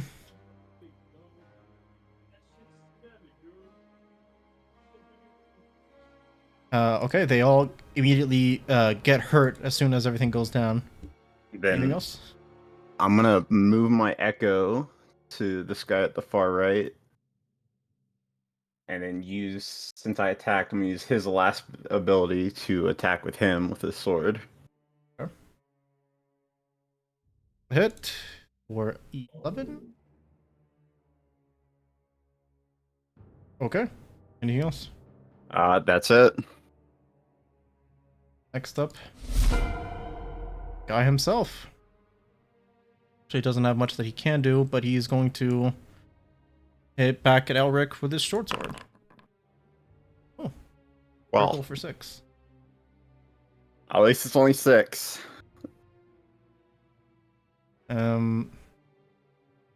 Fritz.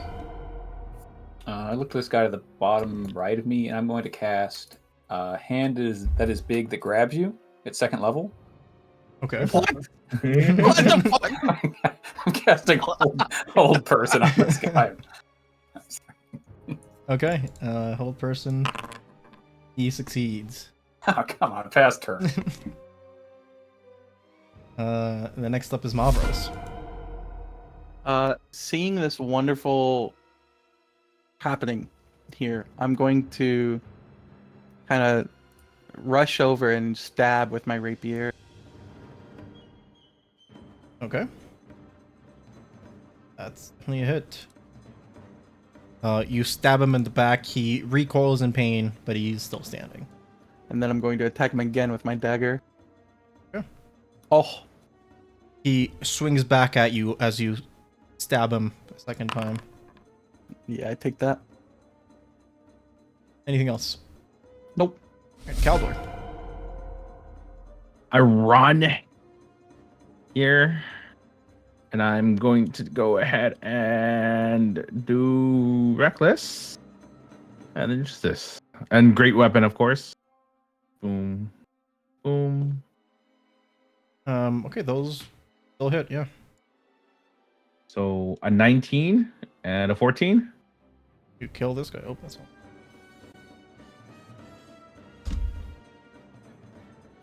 Okay, and then I'm gonna hit this guy on the right. Mhm. Okay. Wow. Well, that definitely does not hit. No.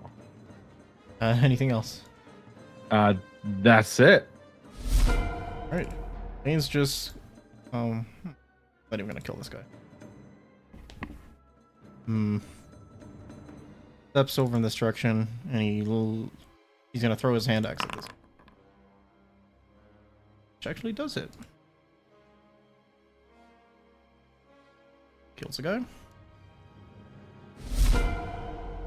And then this guy is gonna go attack Elric.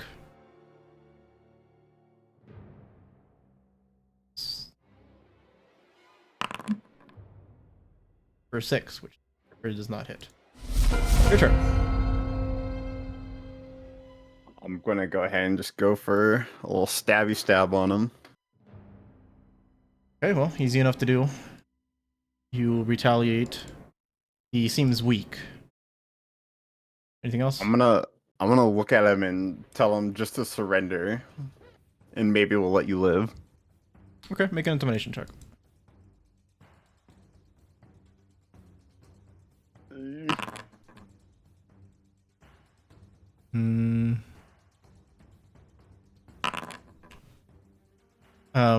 With your sword still embedded into his skin, he drops his own and drops to his knees. Says, "Please, please." I think that would be the end of combat. I killed this guy on the ground. As soon as it stops, like wait. fighting stops, Sorry. I just want to shout out and be like, "Listen, leave one alive. Take the dead bodies to the bear carcass. Take the living one to the farm. I'll talk to the old man." How many pieces is that engineer in, real quick? Like 2 and many innards scattered across the ground. Okay, I can't. Yeah. Humpty Dumpty's he's done. Okay, I was gonna try to. That's probably the dude we whatever. I'm gonna kill this guy right on the ground. Yeah, that's fine. We got our one prisoner. You coup de grace him. Yeah. He's dead. I'm gonna shout out to Kaldor. Take the carcasses to the young bear carcass, if you would. I grab. Yeah, you know, I'll grab some of these carcasses. All right. I'll nod and as a thank you to Kaldor as I go to the door. I want to do perception to see if anybody was watching. Okay, go ahead, roll it. Damn. Yeah, right now it seems kind of iffy. There are windows, but you don't see anybody at the windows. You do know that it's not quiet fighting like this. So Yeah, so I can tell that they probably heard, right? yeah, it's likely. I'm gonna pop my head into the door and I'm gonna go scan in what's going on. All right, you peer into the door and you'll see the father kind of using his body to cover his child's, the girl who is right now unconscious. He's looking at you, afraid, and the little kid with the same knife they were using to carve the bear in. He seems to be aiming it at you as you open the door. I'm gonna smile a little bit, like, I see you got the backbone now. Don't worry. I've come to explain. I know this is probably weird for you guys, but I can explain this to you since you're kind of involved. I'm gonna step inside and close the door behind me and kind of like show that I'm unarmed. Like if so, I just talk real quick and explain everything. They don't say anything. They just look at you in fear.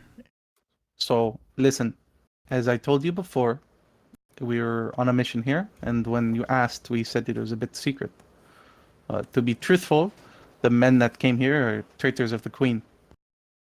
And not to go into too much detail, but there are things that we must have done to deal with traitors.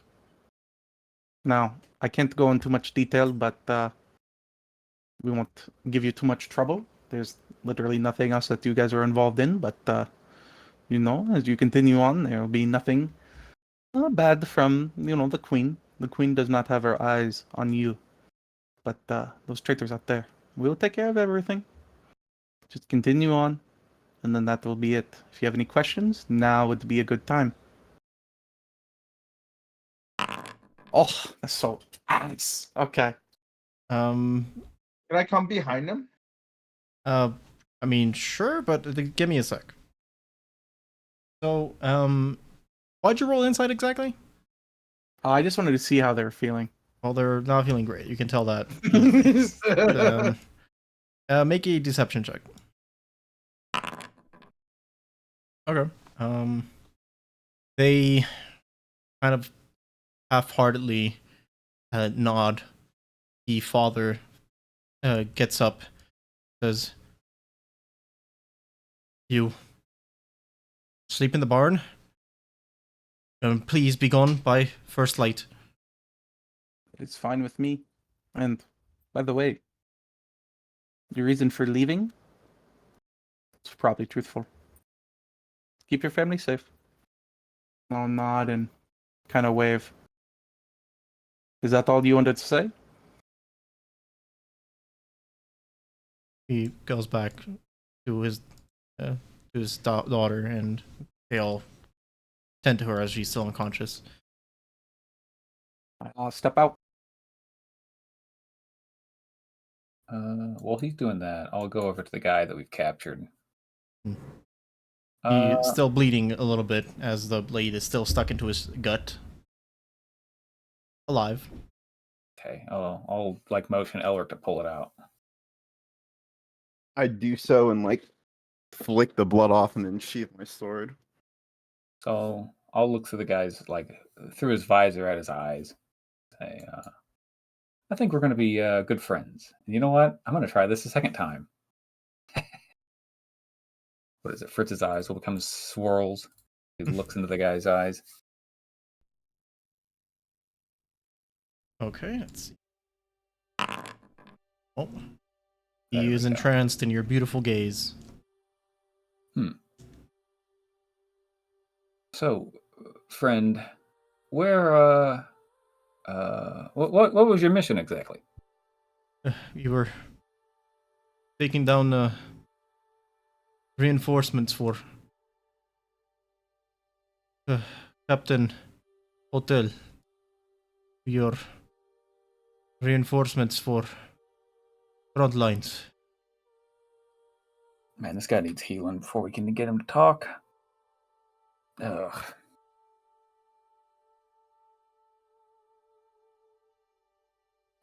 Okay.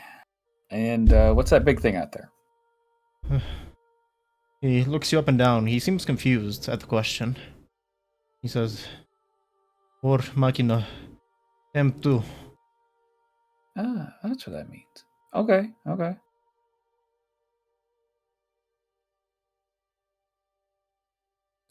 This here is my buddy.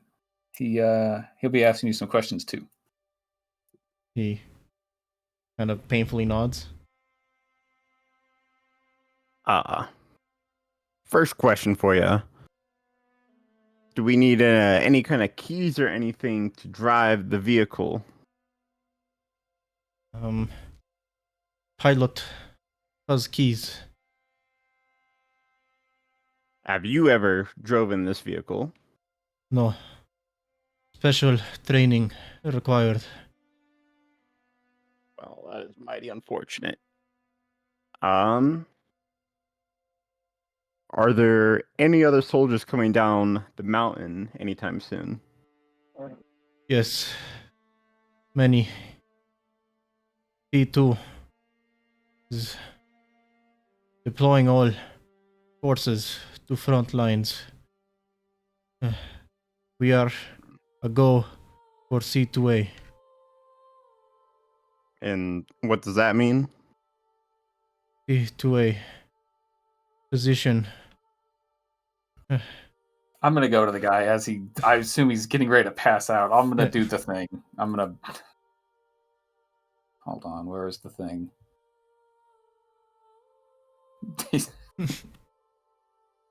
That's 7 points. Yes, I'll take it off me.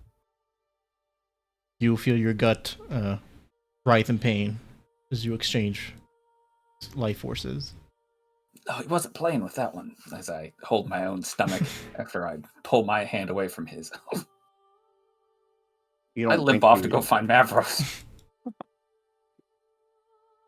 You can't die on us yet. We still got a few more questions for you. His eyes do seem to widen a little bit with the spell, but he's still fairly injured. He seems to get a second wind, basically. How How big is this facility that you guys are coming from? It's big. Pretty big. It's factory. Several dozens WMs. Not big enough though. Several dozens. Oh my god. What do you need these prisoners for exactly? Subjects with more than half of a reading used to power WMs. Used to power? What do you mean power? He very, very weakly goes into his back pocket, and you see that he's going to pull out a small copper box with a dial on it. He tries to like bring it up, but his arms kind of fell down and it drops into the ground. Says, subjects with half reading are to be brought back to T2 to extract, condense, and encapsulate energy.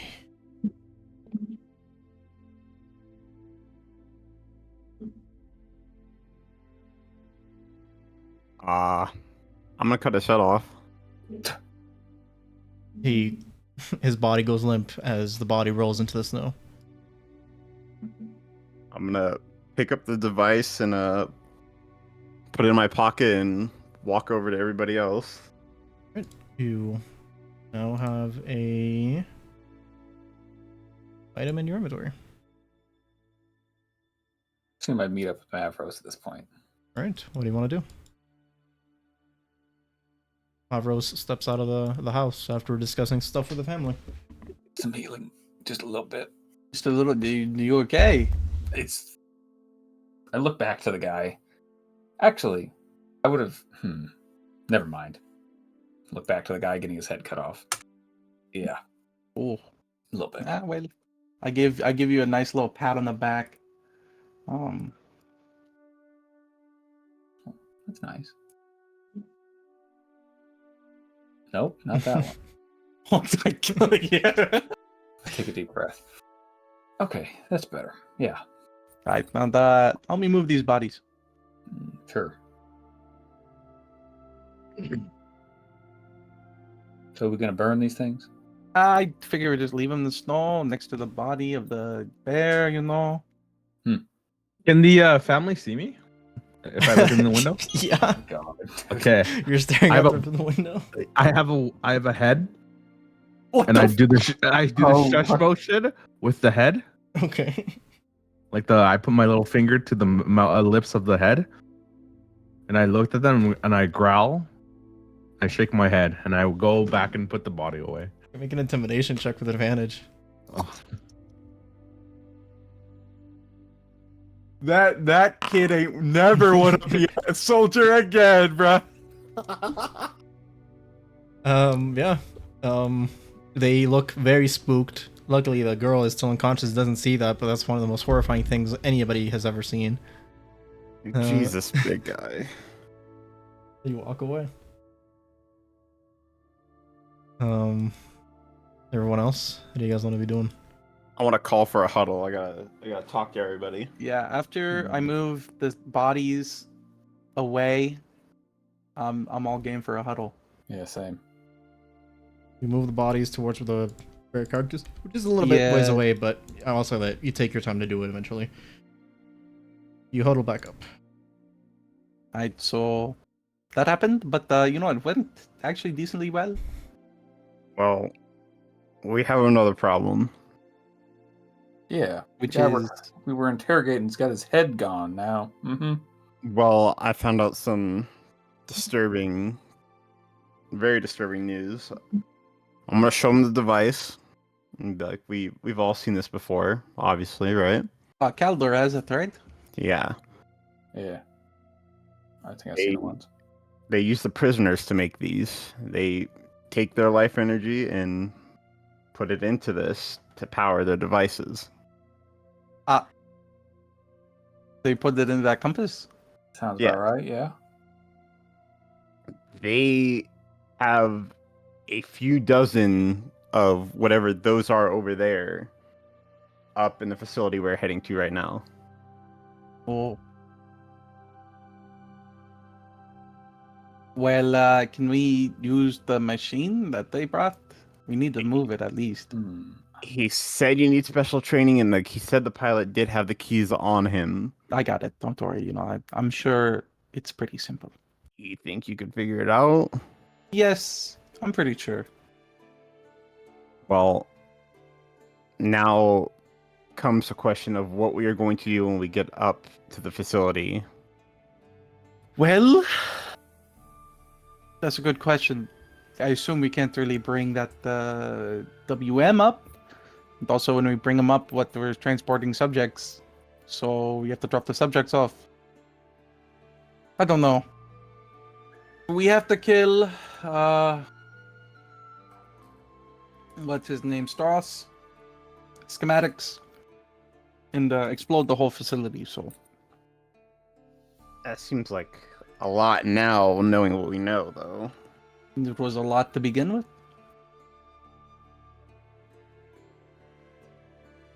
So I guess... You mean...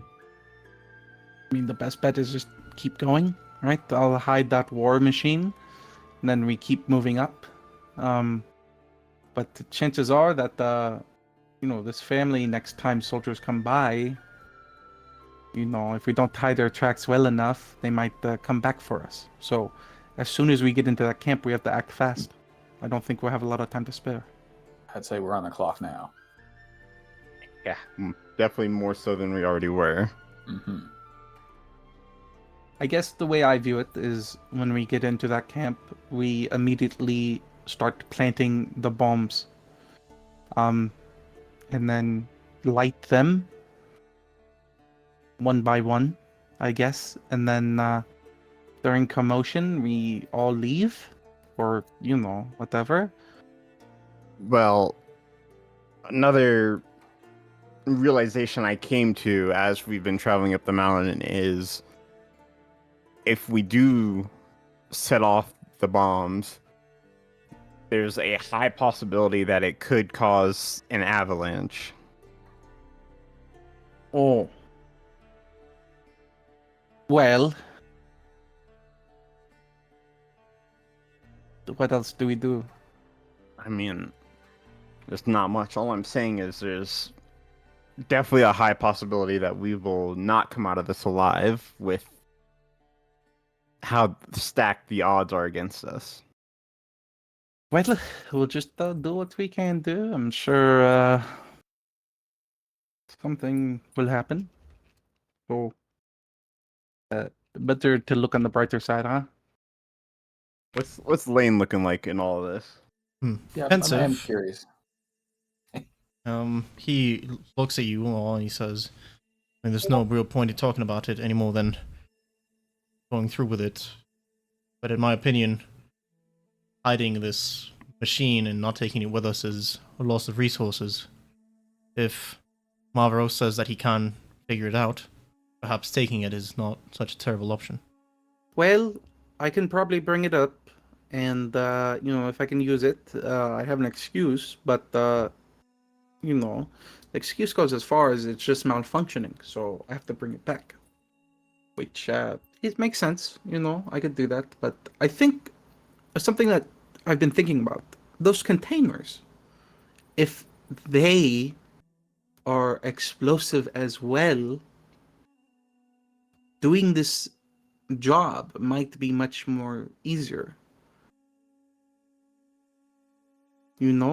They make the containers. If we just light where they make them, explode it, it might just cause a chain reaction and explode the whole facility or that area. That is a good point. I'm Well- guessing this place doesn't take much to be sent down. Could be just a giant gunpowder barrel just waiting to be lit. Well, We- I imagine an area like that would have to be under like high security. We've been dealing with that the whole entire time that we've come down here.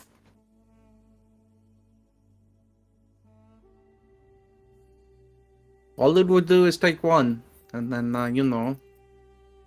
Well, we have 3. So, I mean, I guess the first thing we have to do is see if it's explosive, right? I mean, yeah. Can I see it? I think it would be a bad idea to set it off here. We don't know, like, how explosive. Well, I'll set it off near the bear. I guess that's pretty far away. So yeah, I mean, we can give it a shot. I take out the device and hand it to him. All right. Fritz Kind of will- grab it. We'll grab Mavros' wrist. I don't know if this is a good idea. Listen, we have to test it out nonetheless. So, We just talked about avalanche. yes, but are we up on a hill? Yes. It'll be fine. You know, it's just a small thing. We just talked about it, yes, but... okay, well, we still have... I will just take the chance, yeah? We'll take the chance. Alright. You know what? Roll persuasion against Fritz. I'll say. He sighs and relents. I mean, let's, see it. But before that, is there anything else we want to talk about? We're sleeping out in the barn, by the way. I couldn't really, That seems fair. Yes. After what we did, I don't think I want to go see him anyway. Yeah, you want to go get the prisoners to, the barn, and I'll, try to set this thing off. I mean, they're not really prisoners anymore. Well, you know.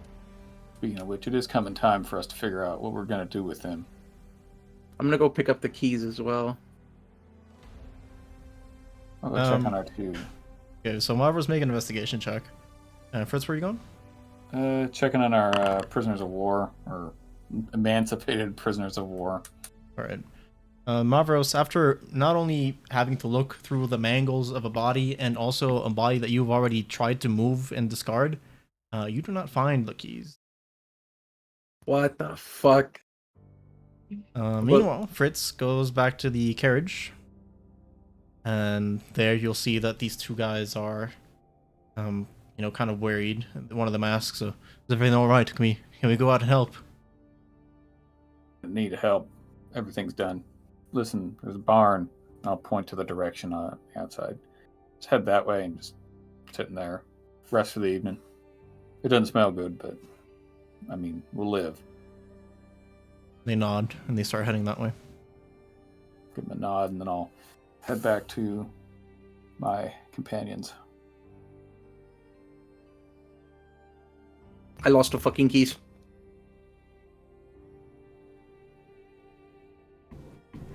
Fritz, do you have the keys? What? Kaldor. Did I find any keys while I was butchering them? Not during the action of butchering them, certainly, but you could look for them now. All right, investigation. Yep. You almost as if you have perfect photographic memory of the way people fall down and get disfigured every time you kill them. You dip into a pool of blood that's in the snow, and you pull out the keys. What the fuck? For an idiot that doesn't know how to read or write, you're actually very useful, Kaldor. Thank you, Kaldor. I'm not stupid. I'd kill you next too. Okay. I'm gonna go over there and try to start the machine. I'm gonna test this machine out before I explode the thing. Okay. But you just make a straight intelligence check. Oh, So what should our me. next characters be? I'm thinking about playing a wizard next time. Yeah, he's fucked. He's fucked. So the first big hurdle is just opening the hatch to go inside. You managed to do that. It's not that difficult for someone like you to enter into a thing. But once you're inside, you notice that it's a very small, cramped space where you can only basically seat one person, and it's very cramped inside. You manage to get yourself in, and there's many levers and kind of almost like a panel of buttons that all have different glyphs that you do not understand. It takes you a second to find the place to put the ignition, and once you do, it just doesn't turn on. That sucks.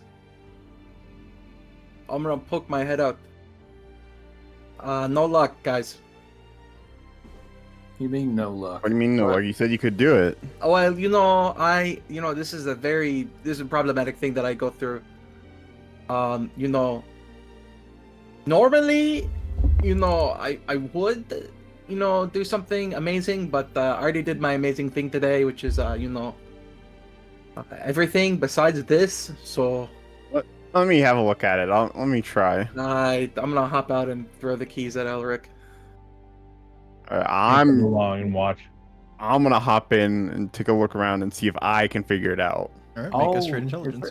Is there enough? Hold on. Is there enough room in there for 2 people? No, definitely not. I mean, you can be like inside the hatch where you control it. There's only room for 1, but several people can stand on top of the thing if that's what you want to do. I'll be down in there and I'll look in, and I'll try to help him. What is it? You know what? I'll try to apply some of my alchemical knowledge, maybe help him. Okay, you know what? I'll allow it. You have advantage on your intelligence check, Elric. Ability check? Yes, just straight ability. Well, that didn't help at all. Yeah, Wait, could I Mhm. could I bardic inspiration him as well? Not at this point. Okay. You also like go around and you do notice that there does seem to be a different type of contraption in the sense that you're supposed to turn the key and at the same time be doing something else for it to start. You just don't know what the other thing is. Let me try. I'm just gonna... See, I know the knowledge. Fritz probably wouldn't, though. Assuming it's... Kaldor punches the panel. I just punched it. I'm like just hitting it. I'm gonna start squeezing the nose of my bridge. I'm gonna be like, Fritz, just please, I beg you. You need to figure this out. I beg you. And I've never seen anything close to this. No, nobody has. Okay. Oh, see, I'm pretty sure the engine's like too cold, but like I don't know how. Yeah, I don't know. Whatever. It's on a hill. Is it pushable? It looks really heavy, but maybe if you can find the neutral setting on it. I'm gonna start hitting all the switches and seeing if I can push it out. I'm gonna, if it starts sliding when I hit the switches. You hit a bunch of switches. Most of them don't seem to react. But I don't know. Make an athletics check. Billy. Okay, athletics. You know what? You're able to nudge it. The wheels do start turning as you start pushing it, but it's very, very, very slow. It's like pushing a car, on snow. Can I step in to help him? Sure, and yeah. I'm gonna sigh and I'm gonna step in and help it too. I want to look around on this thing. Is there any place where coal goes into this thing at all? Sure, make an investigation check. Can we pull? Oh, okay. I'll do it after. Investigation. No. I have an oil flask. Can I start pouring it in there? Wait! I'm gonna have a stroke of genius. I'm gonna cast Reduce on this. Interesting. Oh my Does that god. work? That's interesting. You cause a creature or object you can see within range. Does it have a Constitution saving throw? It does technically have Constitution, but I don't think it would need a saving throw. I think it's an object. You know what? I'll allow it. You turn this thing from a large to a to a medium? Medium. No, actually, my bad. No, this is a huge. It turns into a large. A large. Okay. Then I'm gonna shout, quickly push it as fast as we can. Push. How far do we get in a minute?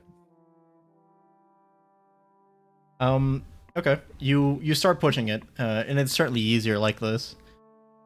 You start pushing it. Where do you push it to? I want to push it to the bear. Okay. You push it a couple like dozen yards towards where the bear is.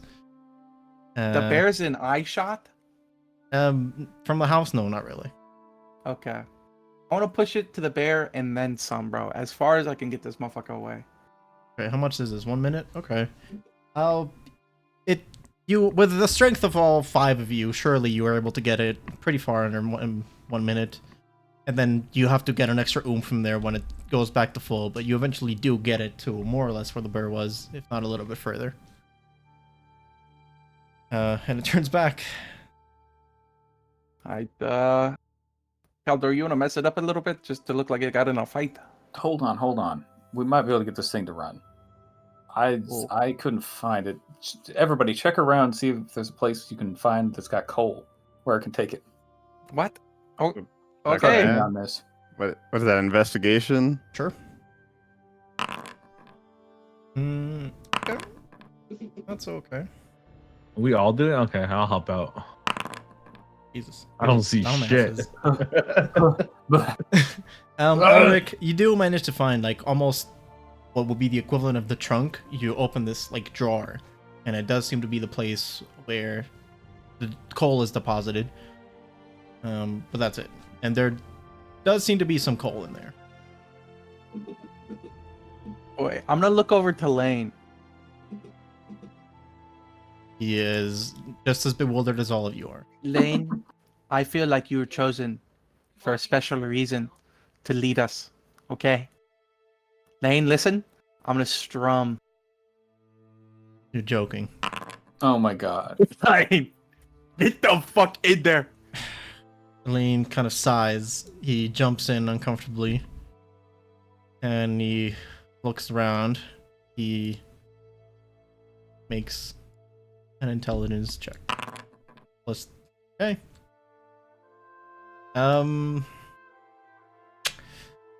Lane moves it a little bit, and then you see that as he's like jerking the key and turning it back and forth, he like steps on a pedal just beneath the panel, and as Elric, who is in the back of the truck, basically in the trunk, is opening the drawer, you see that some sparks start to fly in the coal drawer, and all of it just starts setting on fire in front of your face. You kind of get recoiled by the fire that starts setting, and then this rhythmic growl, metallic sounds start emanating from it, and then a plume of smoke starts emanating.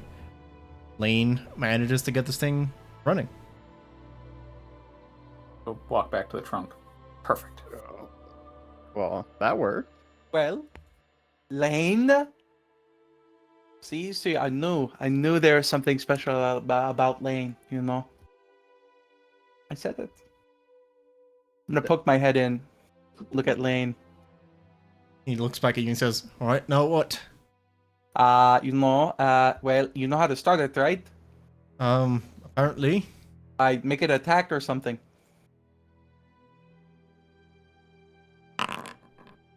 He starts to pull on a lever, and it just starts spinning on its own axis. I'm gonna laugh a little bit. Do you think you could move it at least? With the same intent, basically. He does something, like he pulls out another lever, and it moves like half an inch, and then the engine stalls, and it just turns off. Well, we did a little bit. It's kind of cool. The trunk. Was the coal still burning at the moment? There you see some embers in there, but it stopped the main action of burning. Interesting. I'll go back over to the party. I don't exactly know how all it works, but I think it needs that coal to burn to be able to move. So if we want it to move, we just light the coal. I don't know about the rest in there. It's a little bit beyond me. Well, I mean, do we really need it for anything? Well, we're gonna take it up the mountain if we can get it figured out, but Well, we should try to at least explode this one thing, yeah? yeah. Anybody got a bow? You know? Actually, I have a longbow on me. Okay, cool. I'm gonna walk over and like put it on the like kind of like scattered bodies we have. I'm gonna stand one up and kind of like put the the container on it as like almost a target dummy. Okay, real quick. You were currently carrying 2 different artifacts. One is a rectangle box that you just got, and the one that Kaldor has, and the cylinders. Which one are you putting on this? Cylinders. The cylinders that say contain. So you put the cylinder on top of a little rock so that you can shoot at it. Mm-hmm. You take a couple steps back. I look at Elric. I'm going to get ready, focus in on it, and take a shot at it. Okay, make an attack. The arrow goes wide. Doesn't hit anywhere near it. I'm gonna say I'm a ways away. Like I'm gonna 100 paces at Elric. least. You're about 30 feet away, right? Let's say about 30. However long you want to be away from this. Yeah. I want to be about 30 feet. I'm a little rusty. I haven't really used a bow in a while. Let me try again. Yeah, no, I get it. I'm gonna focus in again, adjust my aim, and take a shot at it. Okay. I'm gonna You know, pick it up again. I'm gonna side eye him. I'm like, 3rd time's a charm. Wow. If it misses this time, I don't know what to tell you. Maybe we shouldn't do this. Oh, Yeah, we're God. definitely. I'm gonna start meant to laughing. not I'm gonna be. start laughing. Wait. I have a better idea. Fritz is just hiding behind a rock, ears plugged. Thump. Him Do I have a hand axe at all? I mean, I don't know. do. I'm gonna use one of my hand axes. Well, I'm gonna I'm go gonna- hide with Fritz because I just missed 3 times, so that's a I'm sign gonna to put me. oil on the hand axe right there. Some I'm oil? just gonna be laughing. Yeah, I'm gonna Why? put oil on the hand axe. I'm gonna light it on fire. I'm gonna throw it at the thing. Oh, that's kind of smart, actually.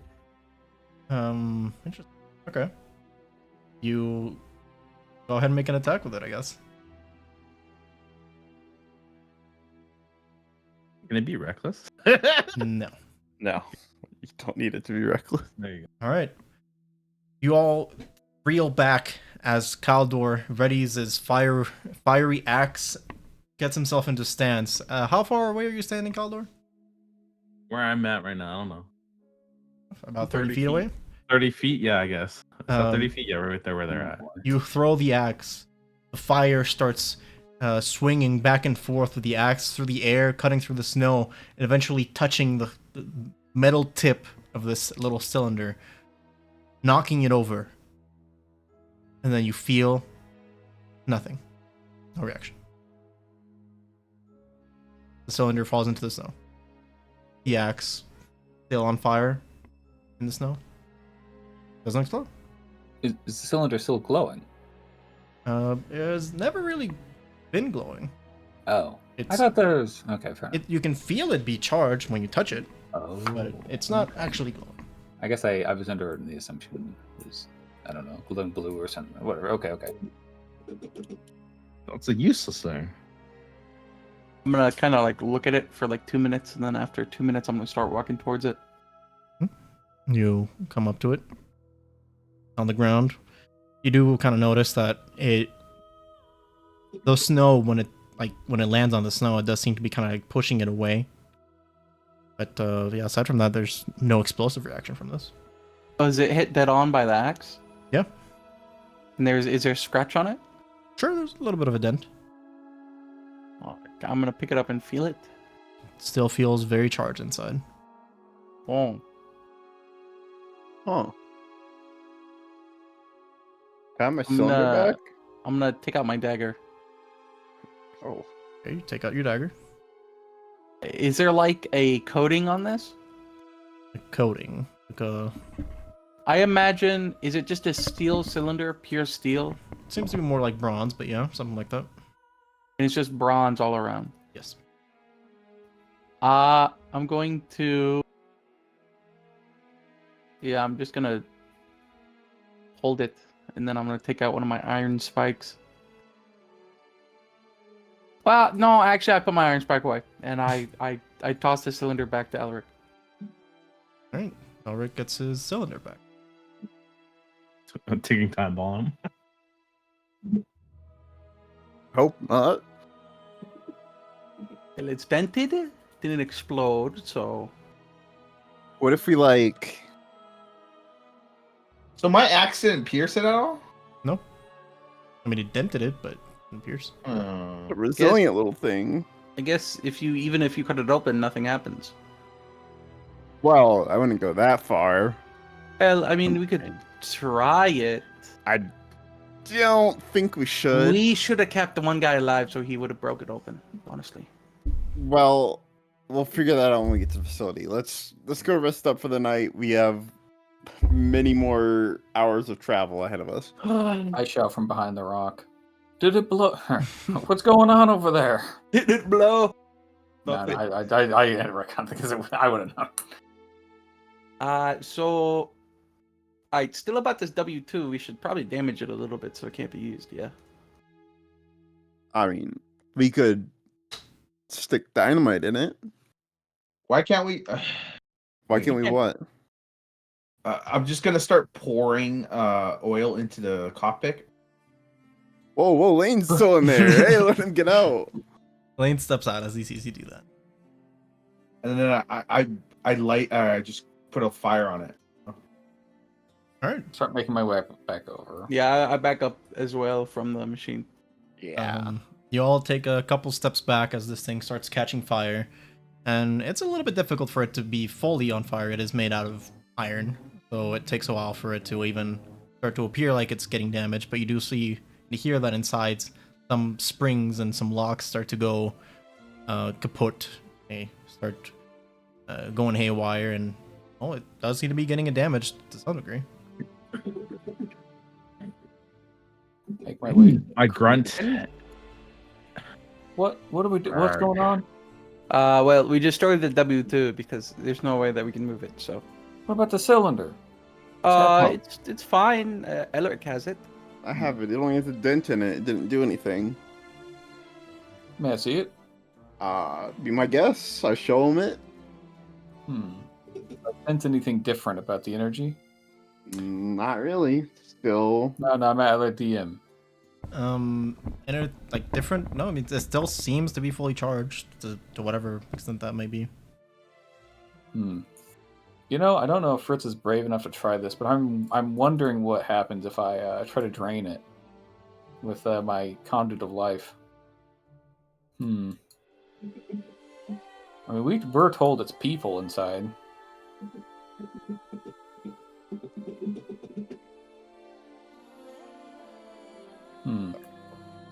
Well, I guess, you know what? We'll take a vote. I have an idea. So, as some of you have seen, I do have the ability to take the essence of life. Supposedly, it is people that's inside this. I shake the cylinder. I might be able to take some from it. Go ahead. I just grunt. Captain? Doesn't seem like a smart idea. We don't know what it is, but you all would know better than me. I'll be honest, I was a lot more worried before this point, but... You know what? Yeah. I'll do probably the dumbest thing yet here, unfortunately. But I'll try to conduit of life. I'll try to take a little bit from it. I'll try to take like the minimum. Okay. Try to do the least possible with your conduit of life. Rolling a 1 on my D8. So, really, and a nat 1. that's apocryphal. You hold it out between all your fingers and you concentrate to try to pull in the most controlled manner possible. And you start to feel immediately, almost as if it was already like trying to fight to find its way inside your body. The energy just, in half an instant, just starts coursing into you. You feel power like you've never felt before. As if you took ecstasy and cocaine and everything in the book, and it just energizes you. You're connected to the very source of power that makes life. You feel yourself unlike you've ever felt yourself before. Your heart starts to beat faster. Your eyes start to go into the back of your head. start shaking. I need you to make a Constitution saving throw. Okay, all right. Oh man. Thank the gods. As power starts coursing through you, you almost feel yourself as if your body can't even contain this much power. You feel yourself almost as if the very well within your body starts to get overwhelmed and overflown. Everything within you starts telling you to let it go, but somehow your grip just starts getting tighter and tighter around it as it kind of keeps drawing energy into you. But with just your very last modicum of strength, you manage to toss it out, and it goes flying in another direction. Arc lightning starts emanating from your fingertips and this thing. It just goes boom, and it gets embedded into a tree as it falls back. You get pushed back too, a couple feet back. You take 6 points of damage. Oh, I was Lane rolling it for, but yeah, you take 6 points of damage. Fly back. I'm just on my butt, like in awe, just staring off, slack jawed. Smoking. You okay, Fritz? That's. I'm gonna kind of look where it landed and see it embedded in the tree. The tree fall over, or is it just like square in the tree? It's just square in the tree, almost like a bullet just went straight into the bark. I'm gonna help Fritz up to his feet. You would have to pull him up. He's still non-responsive. Yeah, I'm gonna pull him up. Kind of dust him off, like, the Fritz, you okay? You feel more energized, huh? I A little too much, huh? It was wonderful. It Oh, was the most wonderful thing I'd ever done. oh, okay. Well, When you- that's good, right? It's not something you want to do again, though, right? No. Nobody should have that. Okay. That's good. You really don't want to do that again, right? No. He just kind of stares off into space.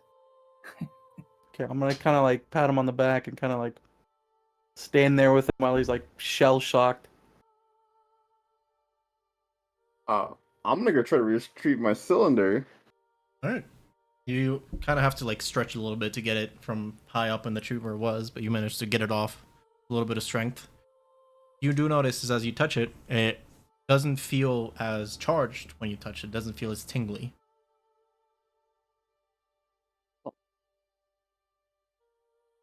He's gonna walk back. He's gonna put it in his pocket and walk back over to everyone. So, you doing all right, Fritz? You need to go lay down for the night, or? Yeah. I think that's what I'll do. And he just kind of wanders off. He doesn't really say a whole lot. He just goes back to the carriage. Well, we're gonna have to follow suit. You should hold on to that a little tightly, Elric. I He said that definitely was am. he said that was the best feeling he ever had in his life. So whatever's in there, I don't want to know. Well, now I'm a little curious. So, I'm gonna kind of saunter back off. Alec's gonna follow behind. I go into the cabin. They look at you scared. They were already looking out the window, so they expected you to come in. They see you scared. I sit on the. Is there a couch or something there? There's chairs. A chair? Yeah, and Is there a bedrolls. chair where I can kind of like just slump on it and just take out my axe and start sharpening it? Sure, yeah. You start Okay. sharpening your axe while looking at them dead on. Dude, this guy's worse than the fucking guys over here. Yeah, I'll be chilling in the cabin for the night. Alright. Fair enough. They are too afraid to say anything to you. Anything else anybody wants to do before the next day? No, sir. I don't think there's anything Fritz can do. Well, you've managed to find both food and shelter for the day. So you're all welcome to take your long rest, full long rest. Did doing that heal me? Does heal you of your wounds, yeah. But how about you make another Constitution saving throw from your? Would you count this as a spell? The Constitution saving throw, or the usage of the con save, yeah. No, it would not be. Okay. Okay.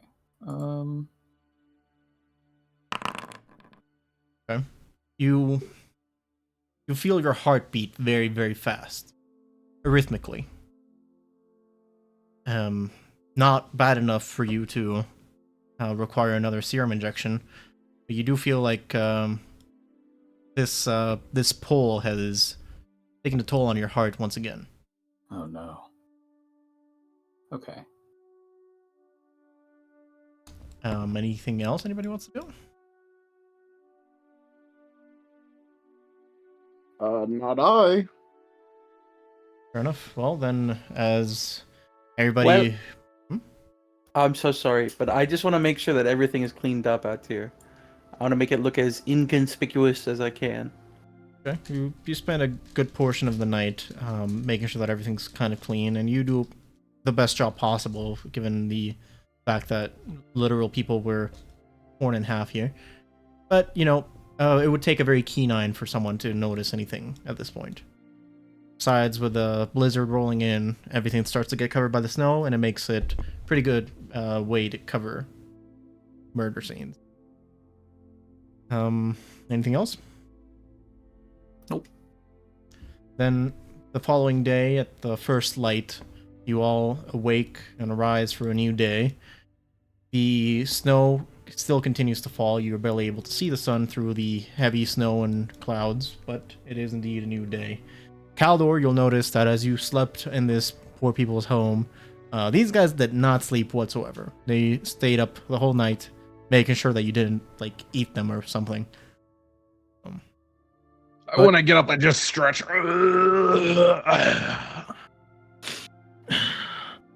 I'll be back. And I left. All right. You head on out, and Lane, as per usual, is the first one to awaken. He's getting the horses ready, giving some of the feed from the barn, and saying, all right, we should be arriving upon the objective, well, by dusk, hopefully. Everybody ready? Aye, sir. Check my own heartbeat for a moment. As you wake up, it is beating fast, but not in a terrible condition. Okay. Right. Yeah, make my way. Yeah, I'm ready. We can go.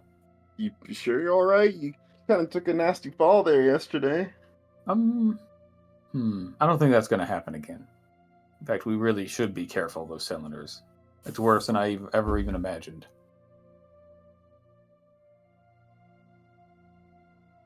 Alright, if you say so. I'm gonna get up at the front of the carriage. Okay, so then go ahead and make the following survival check. Whew. Oh shit. Ooh. Oh, color me surprised. This puts things considerably faster. As the group trudges forward into the mountains, through the forest, into the blizzard, almost as if you've already been weathered by this, this climate, this weather, you're able to expertly take these horses through, find the path, and make your way into the deep, tall mountains here in the Redanian Peninsula. It is not that far into the journey that you're able to see that these mountains and the road that you're taking doesn't lead necessarily to the peak of the mountains, but rather into a path between them, where if you go further enough into it, you find yourself on this valley where there's a frozen lake just up ahead of you. Beautiful sight. The blizzard's still raging in the top of the mountain, but it seems to be untouched in the valley, where this large frozen lake is. In the distance, you see a town, but the town itself seems to be abandoned. Now that you're here in the valley, where do you guys want to head? I kind of look around. Do I see the Trask too, like a big facility? No. Okay. I'll just put you. Let me. Do I see anything out of the ordinary? Any soldiers? You actually don't see any soldiers, surprisingly. It seems like most of the journey up until this point, you have actually seen very, very few soldiers, even in the distance. Now that you're here in the valley, you don't see soldiers. The only like landmark that you see, aside from the frozen lake, is this little town that's just up a ridge from the lake. I'm gonna take it slow and just kind of slowly approach the town and kind of keep an eye peeled out for anything. Sure, fair enough. Takes you about an hour to descend through the mountains and into the valley. Eventually, the road does lead into the town called that's just up down this valley. But as soon as you get there, it's fairly obvious that the town has been abandoned for many, many years. The snow has completely covered most of the buildings, and they all seem to be dusty or broken into and thoroughly abandoned. Do notice that as you enter it, there's a huge sign above it that does say Trask. I'm just gonna still look around. I'm gonna poke my head back and I'm gonna look at the big guy or any of the mages. I'm like, you guys feel any magic or anything?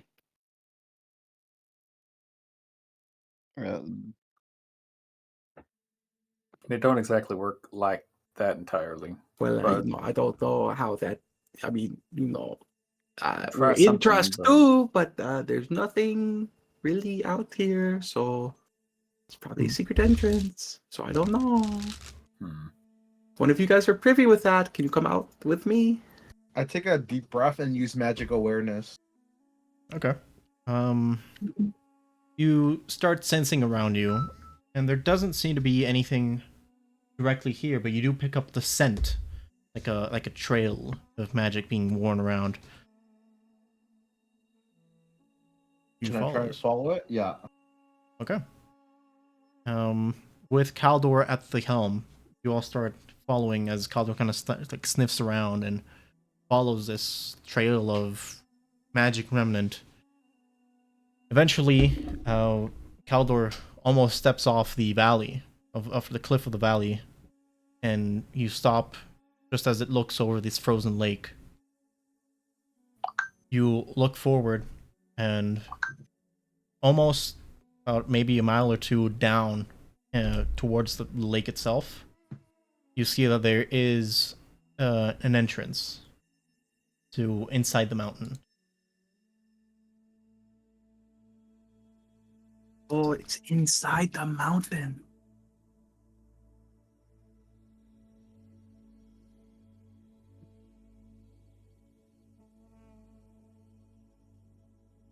Seems fairly deserted at the moment, but you do see an entrance far below. I'm gonna pat the big guy on his back. I'm gonna go poke my head back in. So we're going inside of a mountain, boys. So We mean inside of the the base mountain. is inside the mountain, which honestly, Fair enough.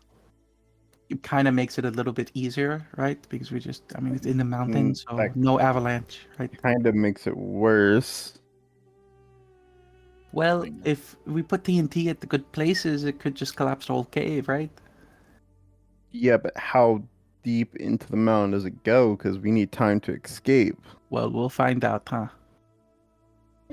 Lane will interrupt the conversation, say, "So, are we still posing as prisoners or as the soldiers?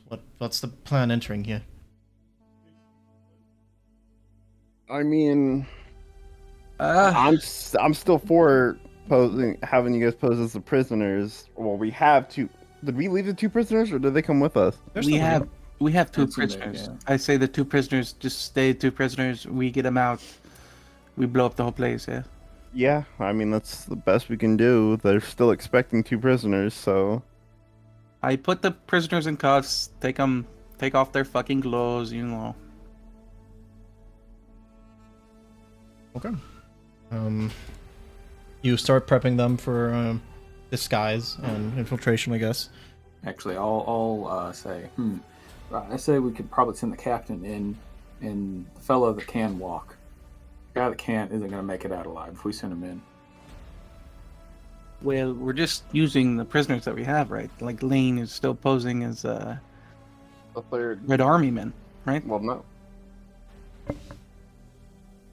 The way I view it is those 2 prisoners are prisoners. Everybody else is Red Army. Well, Redanians, I should say. Yeah, that's what I thought. That was the plan up until now, but asking if we're sure that's what we want to play this out for. Well, yes. Right. Sorry, fellas, and he starts handcuffing soldiers. Fritz gets a glum look, but he doesn't argue further. You all ready yourselves, fully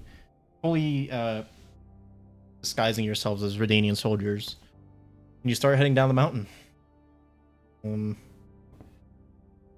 got 20 minutes. So, as you head down into the valley, you all come across the big entrance here in the lake bed. It seems like the entrance is meant to be a combination of both the frozen water and the beach of the lake. So you take the beaten path. It seems like many people have been in and out of here, though it seems like it has considerably gone down as of the past couple of days, maybe. And at the entrance, you are hailed down. You see coming out of the large stone entrance, you see a couple of knights start to hail you down, asking you to stop as they approach you. One quick question. We still have a few, like, damaged WMs in our thing, right? Yes. Okay. I kind of stop as they hail us down. They finally, after walking for a bit, finally come upon you. And they say, "Hail the Queen. Hail the Queen. What brings you all in?" 2 subjects and a few damaged WMs for T2. You know, pretty average stuff. Nothing too exciting for me, sadly. Well, unfortunately, Mr. Strauss is out of T2 at the moment, but you can talk to his assistant. Can we take a look at the subjects? Yeah. I mean, I assume you have to, right? Right. They head into the back, and they kind of get surprised at the amount of people that are in, and they say, "Whoa, big caravan, eh?" Yeah. Hand over the subjects. You can just test them right now, right? They kind of like ask you to like get them close to them. One of them pulls out the small copper box that you've been seeing, and they put it like up to their chest, like contact, chest to chest. The needle goes kind of crazy. They say, "This one's good." They push him back. They grab the other one. Same procedure. Box, chest, needle goes crazy. "This one's also good." Right, send them in. Take them to Lady Varena. They will, thank you. Yes. It kind of sucks that we had to come up here in blizzard time. This is like one of my first trips up here, but really excited to see the work of the Queen. The greatest show is yet to be seen, brother. Worry not. Cool. I'll nod and then head in. All right. You all follow the caravan as it goes into this large hall of carved in stone. The first main hall is fairly wide and extremely tall. Again, there's a few soldiers here and there. They all seem to be off work duties, but mostly you see workers, engineers, walking around, inspecting stuff, talking, having lunch, whatnot. But one of the knights that has been hailing you through and leading you in starts taking you further and further down in. People are kind of looking at you funny, but they see that you're bringing in subjects and you're bringing in damaged WMs as you know them. The first stop, you stop by this almost like a line, a work line. Here they say, "Here, help us drop off the WMs." A couple of engineers come in and they start like carrying the suits out of the carriage. They put them on the table. Okay. I help out for what I can. And next up, after they drop off the damaged suits, they start counting and they say, "We had received word that there will be 4 of these." Well, you know how it is. They needed more on the front line, you know. Captain, you know, Dord, you know how he is. So it's just, you know, we're pushing the Black Army back so fast with all of these WMs. You know, it's just to make the fight quicker. Soon we'll be at their capital. Furthermore, I believe the captain was drinking that night. Oh, you know how he loves to drink. He kind of nods and says, "I suppose so." He does think about your statements for a little bit, but says, and kind of shakes his head and says, "Never mind. No, take subjects over to the assistant. He will, look them over." Nod my head and go to the direction where he's pointing.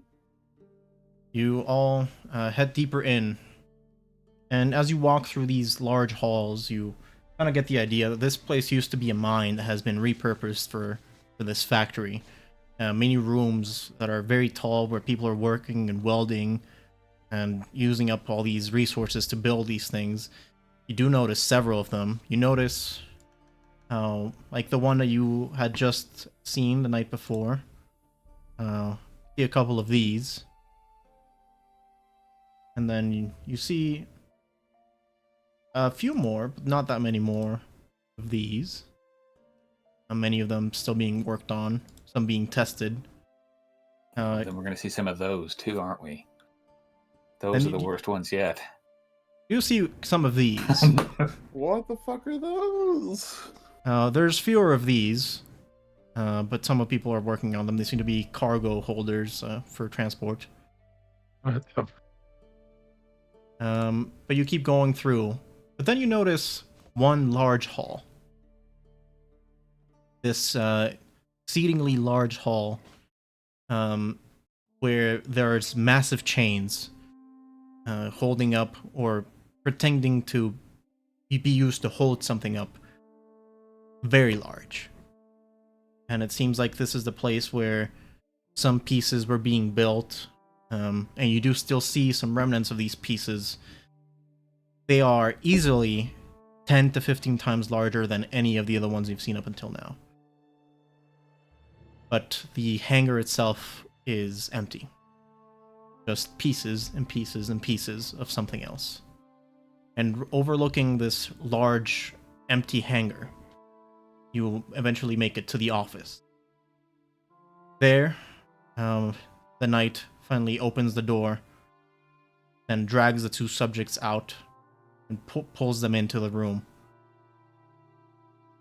This much nicer office, that's not made out of simple stone and lit by small little candles and torches. You will come into a much nicer room that's well decorated and warm. Hardwood floors, a window that overlooks the work area. But it is covered top to bottom in papers and plans and schematics. And between all of it, a single woman currently taking down some notes. She barely hears you come in. She looks back to you. Says, "Yes, can I help you?"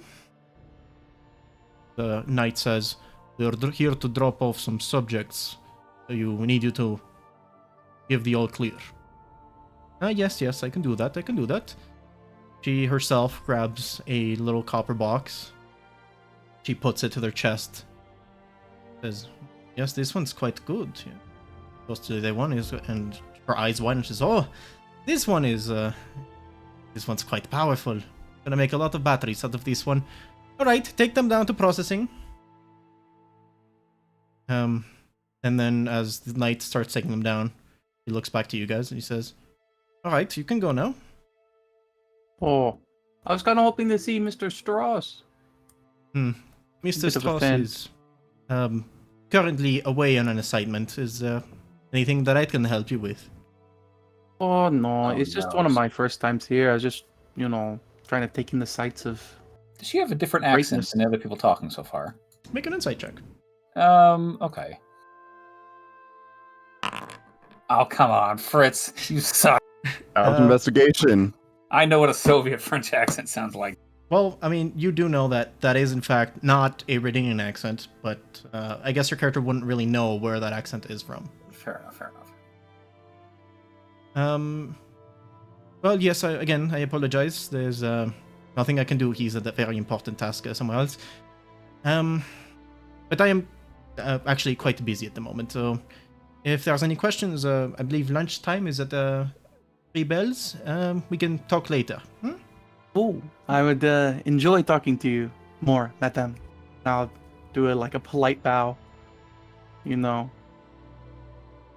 She doesn't seem to be one for manners, but she kind of imitates your bow, and she gets back to work. I growl at her. I say that flirtily. Flirtatiously. Flirtatiously, yes, thank you. I growl at her. Okay. Well, Flirtatiously. she seems off-put, but somewhat intrigued. Oh, no, I want to kill her, not debate her. And then I'm just gonna say, I would love to talk to you sometime when you have some time. I would love to pick your brain, but I see you're busy, so off we go. Off you go. Oh, what the fuck? I'm killing it. Okay, yeah, we leave. She gets back to work, and you guys exit the room, unless you want to do something else here. We've really done it now. Those two guys are so dead. We're so deep Immediate now, dude. battery What, processor. what did you guys think was going to happen? We How just- many How dudes? big is this Yeah, place? Fritz didn't want to do this. Fritz feels How bad. big is this place? This It's place is big. humongous. It's huge. Okay. Probably, I don't want to say, if there weren't any walls and separation of rooms, it might be the size of a football stadium. Oh, wow. Just a football stadium? Yes, I mean, We talking about football field or football stadium? Yeah, yeah. What are we talking about here? Fuck. What sport? like a not maybe Super Bowl big, but it's Oh, okay. I don't know, regional team football stadium. I've never Okay. been to one, but they're big. Yeah. All right, now that we're out, is there anybody nearby that could listen to us when we whisper to each other? There are several people walking around, both soldiers and engineers. All right, I'm gonna start pointing fingers. I'm gonna point a finger, kind of back at Elric and Fritz. And I'm just gonna say, so what the fuck do we do now? Well, I had a great idea. How about we take all 3 of the TNT bundles, we put them together, you enlarge them, and when we light it, we get a bigger explosion. Oh my god. That might be genius. It just might be. It might be. We just gotta find a place where we can cause a chain reaction like you were talking about, and then we just set it off and leave. I say we just keep the carriage close to us. We go to 3 bells, wherever it is. Then we get food, and then, we make our move. We put have it down? rations. We make our move now and we leave. We should probably talk to that Wireless. lady and figure out what place is the heart of all of this. The main doctor's still alive. Oh, I mean, yeah, I guess we could. We still have to kill fucking. Listen, nonetheless, we have to talk to that lady to kill Strauss. She's more interested in the fucking big guy than you. She's not gonna want to talk Don't to give a you. fuck. Well, then we use it just how it is. The big guy doesn't know how to read or write. You think he can talk to Let's a woman? sit down. Yeah, Let's let's sit keep it down. We gotta Look find a at place the to discuss this. Right Let's here. sit down. Fine. Let's go. Let's go. Fitz is right. We shouldn't discuss this here. I start taking the carriage around. All right. By the time you guys finish this conversation, you notice Lane is gone. The fuck did Lane go to? Dude, how did I know this was gonna happen, man? Why would they send somebody that has no magic with us? They're setting us up. He's gonna get us in trouble. Yeah, you're probably right. I look back at the lady. I would assume you guys are already out of the room, but if you're still like in the whole corner looking towards, we're not. I want to look back to see if he went back in there. No, doesn't seem like it. Well, fuck if I know. If he doesn't make it out, it's not our fault. Can I perception check to see where he went, or? Sure, go ahead. Shit. You managed to catch a glimpse of him following the group of soldiers that is taking the two Black Army soldiers over to processing, wherever that is. What a Chad, honestly. Yeah, he's playing hero. We have to follow him. We kind of, I guess we tail him then. Okay. You see him, and he's like about 25 feet away from you, walking kind of hurriedly, but trying to keep it cool still, as the soldiers start taking the guys to processing, leading you through a couple of winding corridors, eventually to this large open area where many cages are. On one side, you see that there's about 5 other people in the cages, and on the other side of the room, there seem to be these tables, this vertical tables, like a torture rack almost. But instead of torture tools, a lot of cables pointing towards the table. At first, the soldiers just put them into the cages, and they lock it up, and then they head back out of the room. Is there a lot of people around here? There's a couple soldiers out watching in the corridors. Inside the actual room, the processing room, there's about 3 other engineers. And just now exiting a couple of knights, the ones that, were escorting you. They look at you as you're kind of behind them, and they're walking back in that direction. They see you. Say, everything okay? First time looking for 3 bells. 3 bells? Lunchtime is not that far from now, yeah. I know, probably about another hour. Peace.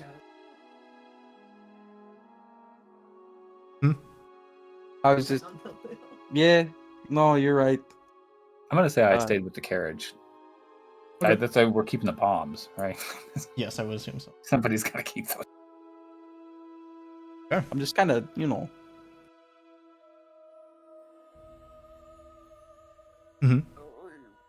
Go on. 3 bells. Like, is it a restaurant? That's what the lady seemed like it was. 3 bells is, and you actually hear at that very moment, 2 bells start sounding over the halls. He points up and he says, 2 bells. Oh, I'm stupid. I'm sorry. I'm just getting a little excited because I'm seeing all of these great creations, He just groans and starts walking away. What a ball of sunshine he is, huh? Well, they do make human batteries, so. I mean... Right, well, guess I look forward to see what fucking Lane is doing. Lane, after just basically looking into the hall, the same place where you guys were looking at all this happen, he comes back and he says, alright, so how do we go about this? We blow it up. Okay, but how do we free them? We don't. Not an option. Okay. Well, sir, how do you, I'm gonna go about saving them then? Well, probably say split us up. Half of us start setting off the bombs in the other wing inside here. In the meantime, while the groups start figuring out what that whole commotion is, we start freeing these guys and head down the exit. Then, after we've known that everyone is out and home free, we set off some bombs in here, and hopefully that'll be enough. So we do that tonight. I don't think these guys are gonna make it through the night. Well, I think that's probably the best time. What time is it right now? 2 bells. Fuck, it is 2 bells. So, how close is it to sunset? Do I know when I It's entered it midday. in? It's midday. Okay. It's 2 bells, man. You don't know your time? I really think the best time that we have is if we wait till night. It's about midday. I say we just do it now. We don't really know what to blow up. I could talk to that lady a little bit, and then we could split up in 2. She doesn't like you. She likes Kaldor. It's literally my job. What's your job? You're not. Listen, To talk to people, that's literally what I'm not going to argue with you. But listen, I'm not. I don't have the time for this. Listen, how are we going to split up? What are we going to do? I can talk to her, get information. So how do we want to go about this? How about you and the big guy get the information, and then you go set off the explosions, because you need to enlarge 2 of them to make a bigger explosion. If I'm doing this, I need to be in and out. I can't take the big guy. You'll have to take the big guy. Shield. I will grab her. That's not what I need. You But guys I do will that. take her. If anybody needs protection, it's you guys freeing the prisoners. I can make my way out. Me and Fritz can handle ourselves. We have Lane. I should take Fritz. Fritz, what is your opinion? Fritz is not here with you right now. Fritz Oh, is back fuck. in the Back of the carriage. carriage. Listen, very simply, Kaldor is there's iron cages. It makes more sense that you have the strength of Kaldor. And I need somebody that's more mobile on my side if I'm setting off bombs. Soviet, does that lady look like she's in charge? Yeah, I would say so. Yeah. And that would I recognize that and kind of like you would be like the next best person? I suppose so. Yeah, I mean, if that's the conclusion you're drawing, yeah. Okay, yeah. Kidnapping her might actually not be a bad idea. I'm going for that. I start walking in the direction where she's at. Where's the big guy going? Where is he going? Kaldor starts heading off back towards the main office. Bro, Kaldor cannot do this right now. It's literally fucks up everything right now. Well, wait, maybe they'll want her alive, so maybe we just let him do it. If we kidnap her right now without making a distraction, we're fucked. They have WMs here. They fucking kill us. Rest in peace, Fritz not being here. I feel like I could actually make a plan. Listen, let's get everybody back. Talk to Fritz. We split up. If Kaldor's Kaldor already on wants his to way. Oh my fucking god! I just hurry back and catch up with Kaldor. I We're try to gonna run and persuade catch him. up. I Yeah. persuade him to talk to fucking Fritz so we can figure out something congruent here. Roll a persuasion. Oh my fucking god! That's Okay, high. and then- That's pretty high. What do I gotta beat it? I guess wisdom saving throw. Okay, wisdom saving throw. Fuck my character. Sure. She's not very whimsical, so I mean, you might have beat it. Be shocked if might it have. wasn't the dumb stat for this character. You did it. He's not Did gonna it. do it. I stop. I'm like, what? Like, listen, let's go talk to Fritz. Then we can kidnap her, take her, and then fucking whatever, you know? Okay. Like, Okay, you oh, head back to this almost main road like passage in the middle of the mine. What do you guys want to do? I hop in the back and I fucking motion everybody else to come so we can talk to fucking Fritz. Okay, we all huddle. All right, I- boys, what's the plan? So I guess the plan is Kaldor will go take the lady, kidnap her, Yeah. and I'll go set off bombs, and then we have to split up something here because Lane wants to free people. Here's our 3 main objectives: kidnap girl, set off bombs. Lane wants to free prisoners. So Right. That's yeah. I was thinking the same thing. We kidnap her. Get her to top. Question is, where we put these? Pat's the crate? Question mark. I don't know how we're carrying these things, but bombs. It Whatever. was a chest, like a crate chest Yeah. sort of thing. The container we have that has bombs in it. Where we got to figure out where we're gonna put these. Really, that's the only missing piece. It seems like yes. So we could use the commotion of whatever 3 bells is. Lunchtime. It's We'd all lunchtime have- now. I figure if I No, go it's off, still 2 bells. What do you mean I it's still ain't lunchtime now? had 3 oh, my be- bad. so I think- figure at 3 bells at lunchtime, you know, everybody's gonna move. So I don't know. We could Exactly, set off exactly. the TNT now, and in the commotion, we could take her, and then that's when you guys free the prisoners.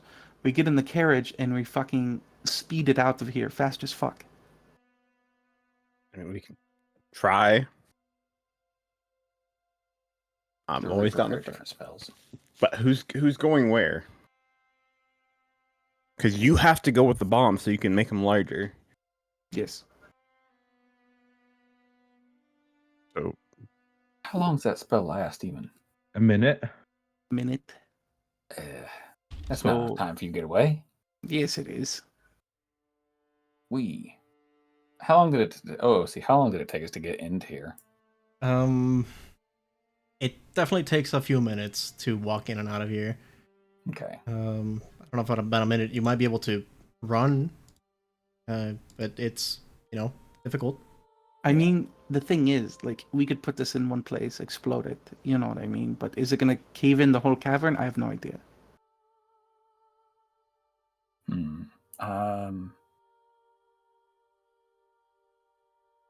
I think we need to find a place first. Listen, we have a little bit of time for 3 bells. We can figure out where to put these bombs. Maybe we can put it in some place that's more. Look, if we can put them around one of those, If we kidnap the girl, we could just explode it near the entrance. You know, cave it all in. we don't know how many exits this place has. That's true. I mean, the moon would be good, but really, if we can get the whole thing to fall, that'd be nice. Well, sadly, to do that, there would have to be some beams supporting the ceiling of this cave. You know, That would just be lazy writing. there'd have to be there'd be multiple beams supporting this cavern. But you know, I mean, is there an Achilles heel to this cave? I don't know. Just find the. Oh, never mind. Find reactor, big guy. No, You I'm kinda- gonna be like, Heart.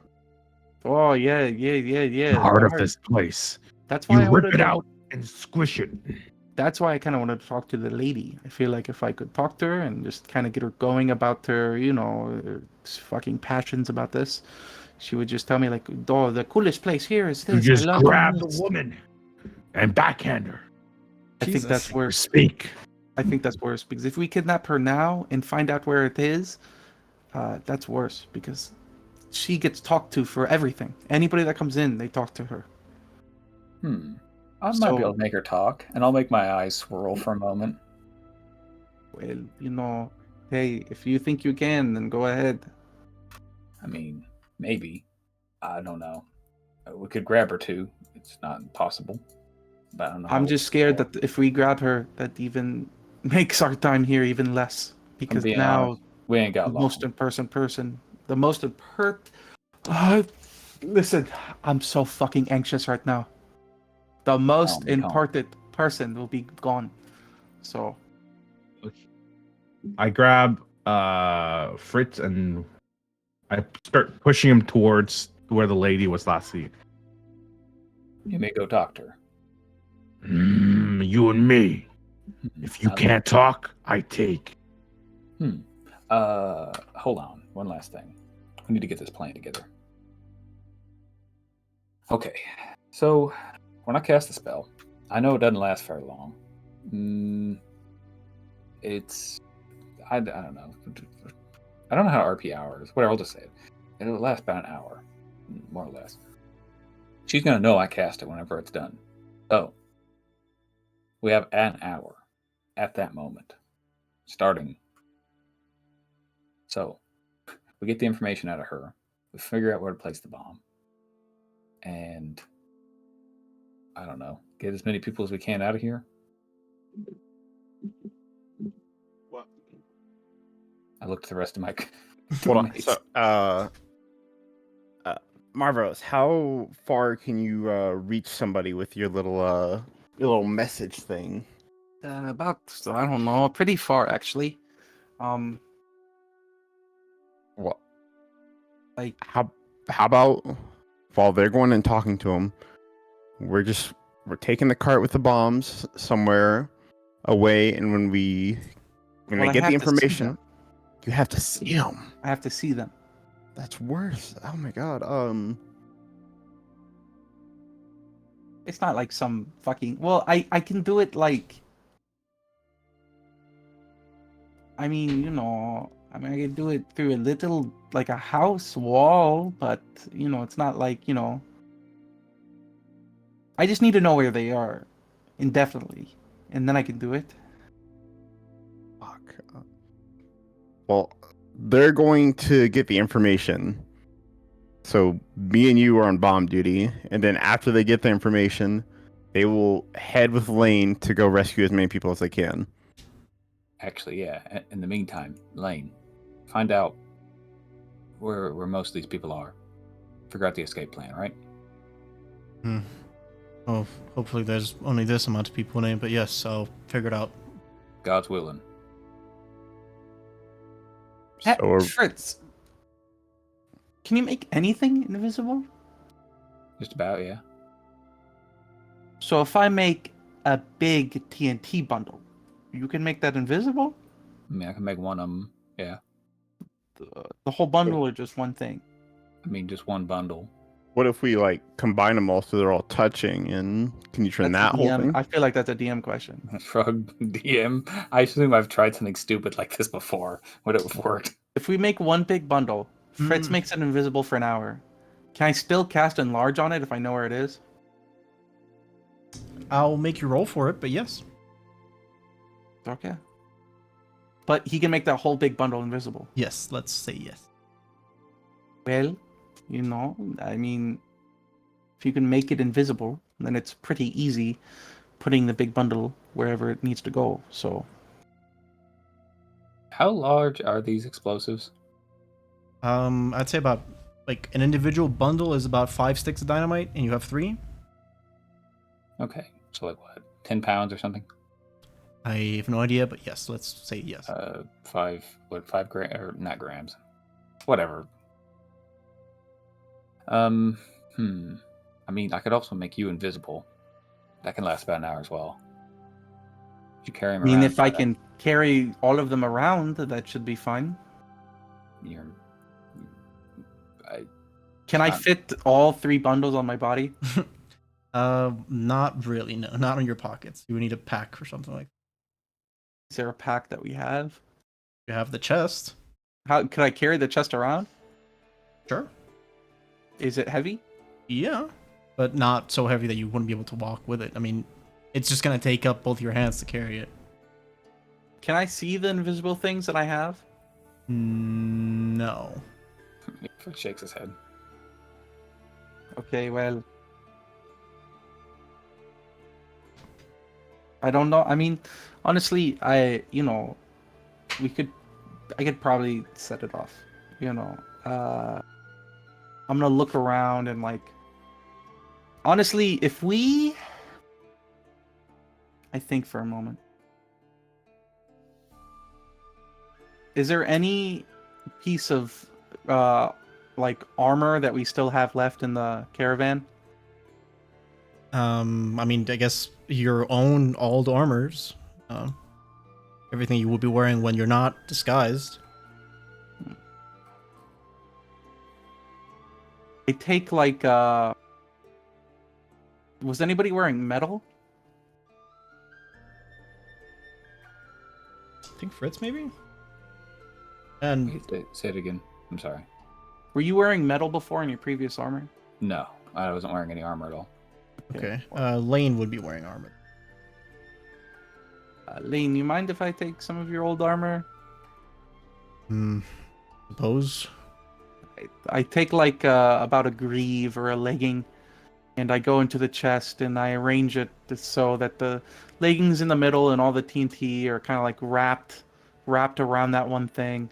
So when I cast heat metal, it all connects. I see. All right. That's actually kind of clever. Okay. This is coming together. We might actually pull this off.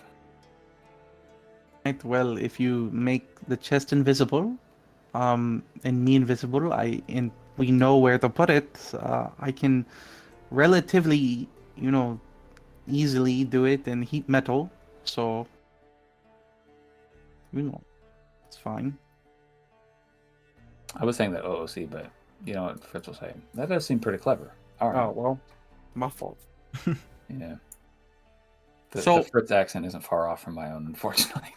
So, okay, I have a plan to do it. I just need to know where we're putting this, and then good. So, I mean, any we got an idea? hour. Right. Well, all right. Just give me an hour, and then we can go with the plan. Yeah.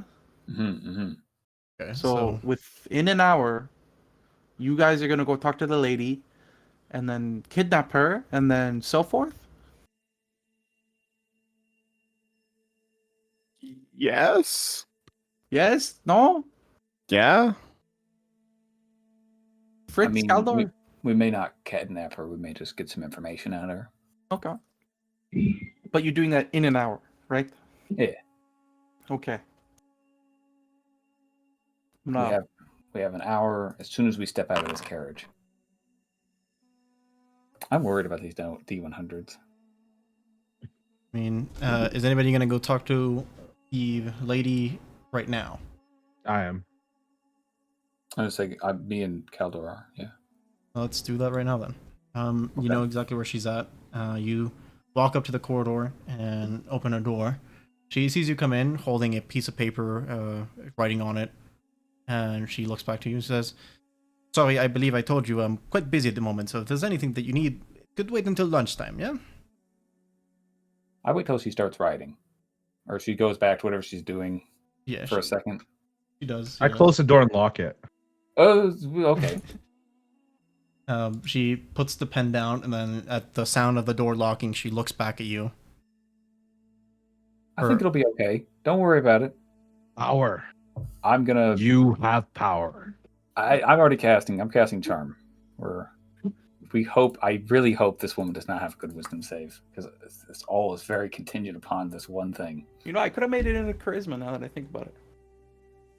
If only we sent you, and we could have sent Big Guy to carry all the dynamite. Much better. Like, wisdom saving. She looks at you as your eyes kind of turn into swirls and hypnotic. She looks at you. She says, "How peculiar. I've never met one what would do things like this. Can I look at you for a second?" And she kind of like goes up to you, grabs you by the chin. She starts like kind of trying to smell you, and she says, "Oh yes, you do smell like one of them. Are you really a soldier, like one of ours?" She grabs the box as she's like trying to inspect you. She puts it to your chest, and Just panicking at this moment. the needle goes crazy. It almost breaks the gauge. She says, "Oh my goodness. Well, you're certainly not one of ours. If you're not one of ours, someone sent you. You one of the blacks?" Almost One of the- reflexively, I'll like take a finger to her chin and I'll pull it back up to look in my eyes. I grab her hand. I grab her arm. Give me a second. I go ahead and grab her You have arm. the most wonderful looking eyes. Please. Please. No work. He did the finger chin thing, bro. Come on, you gotta give it to him again. Oh, like, No! yes, it's all very impressive and everything, but I'm more interested about your nature. Like I said, you seem to be very straight measurements. You don't smell like you're very carrying of energy, but yet you do have one of the most high signatures I've ever seen so far. Would you mind if I took off your shirt? And she starts like unbuttoning your armor in front of you. I just oh god, I don't have a whole lot of spell slots left. I don't know if I can. I grab her. She looks at you and she says, "Oh, are you one of them too? Let me look at you." Then I okay. Mhm. Then I say, "Where can you make us stronger?" Make you stronger. Oh, darling, I'm sure you're plenty strong already. Look at these big muscles. She grabs your bicep. I anger. Good lord, I wild surge. this plan is falling apart very quickly, gentlemen. 1d8. What is it? 1? What is 1? Okay, shadowy tendrils lash around you. I'm not gonna hurt them. I'm just letting the shadowy tendrils, Okay. She recoils upon seeing this. He says, "My oh my, this is interesting." I need more power than this. Hmm. What do you have? Tell us. Well, I suppose I certainly could have a couple of things that might help you, but what do you have that might help me? I don't even say anything. I'm gonna try it more. This is my last. Then I grab my axe and I put it closer to your neck. Your life. Well, you certainly are good at bringing up a good deal. Okay, follow me. She starts heading out. I make sure I'm holding her while following her while hiding the axe too. But the tendrils kind of recede back into me. We can't let her leave until she's charmed. Is she in the building though? The room? Yes, Still? she's still in the room. Okay. I thought she was trying we're to still leave the good in the room. room. She's heading out, yeah. What? Oh, she's trying to leave the room? Yeah. She's gonna Oh. show you. I'm gonna hold her for a second. I'm like, no. Okay, You Kaldor, just you grab her. call for help. I won't call for help. You mean you want my help, so I need to go out of my office for that. I'm gonna try one last time. As Kaldor holds, I ask him to hold. Could you hold her to look at me? I nod. And Can I give him some sort of fucking advantage? Not really, no. there's no help for us. There's no help for us here. This is a godless wasteland. I cast. Oh! She That's kind what of looks first level back. spells like. Oh, fuck. She blinks a couple of times, and then she finally settles down. She says, all right. What is it, then? Everything. Power. This whole give us everything. My old friend, if you could help us with some schematics, some of these things and whatnot, I would love to see him. I mean, I suppose I could show you. At this point, it's basically just gloating. Follow me then, and she heads back into the Exactly. office. The queen has already declared endgame, thanks to my master. So, Yeah, what does that end game mean anyway? well, it means we're winning. Oh, well, okay, that's good. It's good to hear. That's what I'm saying. Hopefully, I'll be able to head on back home. Where'd it go?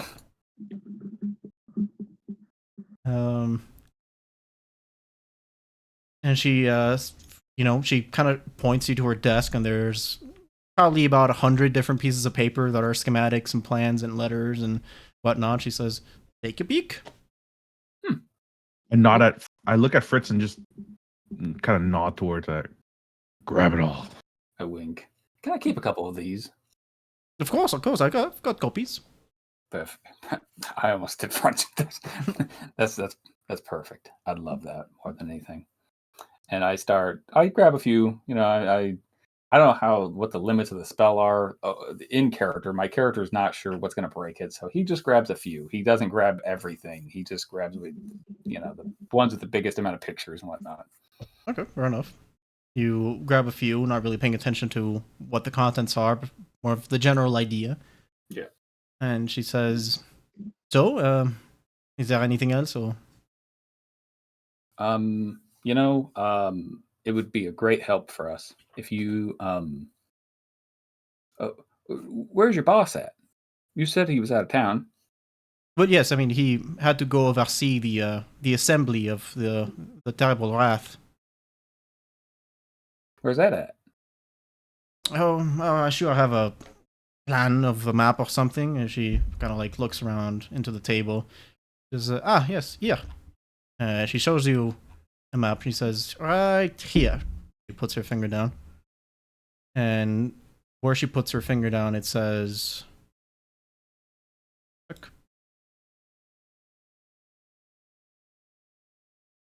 says HTW assembly site.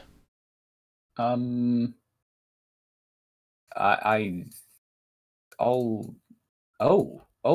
okay. That's interesting. Well, I suppose he left but about a week ago, so he's probably not quite there yet. Must be on his way though. Once he gets there, I'm sure they're gonna turn it on, and then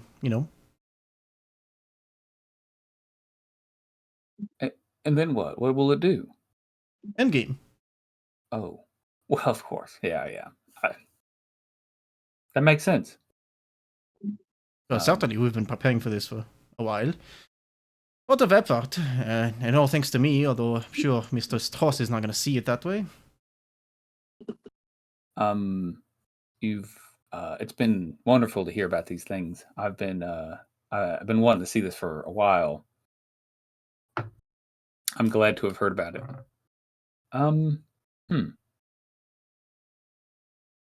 I look over at Kaldor. I start to lose my patience. I'm like, my turn. Where is your power? My power? Suppose everybody's power comes from different places, but mine is right up here, pointing to her head. I meant, how do you make everyone stronger? I need more power. Show me. Okay, I can show you. And she gets back up from her chair and starts heading out the room. I give a wink to Kaldor. I confidently stride behind her. I'm still holding her. Hold on. He'll say, you can let her go. I got this. I let her go, but my axe is still pointing at her back. She struts out of the room. Everybody that's outside of it sees this happen, and you see these two walk out with her in front. She confidently struts and heads back to where the prisoners or subjects were, and she heads into the room. She takes a couple steps in. She takes a breath, and she says, "So this is where we make the power." That's very interesting. It is. Do you want to see a demonstration? Yes. Well, no. Hold on. I think I've seen this before at one of the other facilities. Other facilities? I just say do it. I knew it. He was making other ones without me. Exactly. Yeah. Me and the Strauss go way back. Anyway, no, we don't need to see that or nothing. I growl and say, do it. She looks back to Fritz. Okay, that's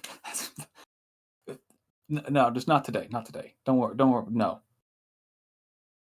I'm gonna go over to like Kaldor and I'll kind of like touch his arm. This is gonna kill him if we do that. It's gonna make more than things. Oh fuck! I cut her. What? A little bit. You cut her?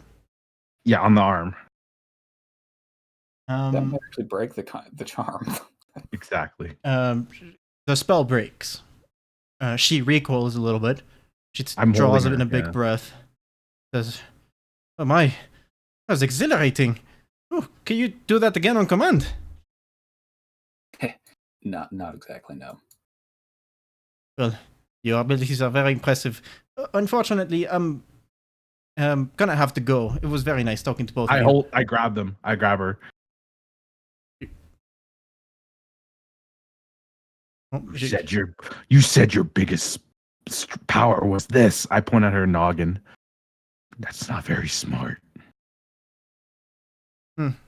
You're probably right. But there's really nothing else I can do for you here. You're kind of trapped. You're trapped here with me. You'll be dead.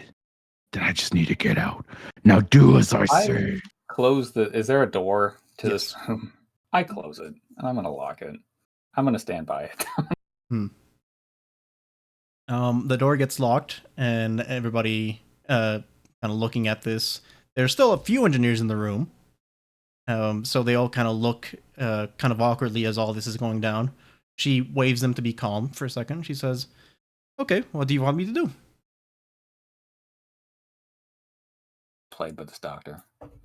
Demonstrate the power. So I point at wherever the demonstration area is, and just say, "Go." Okay, well, I'm gonna need to be released for that.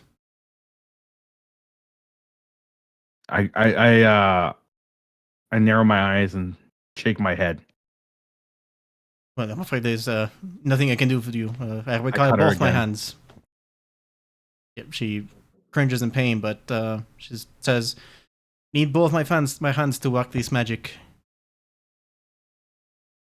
Then I look at Fritz. I'm like, "Mm."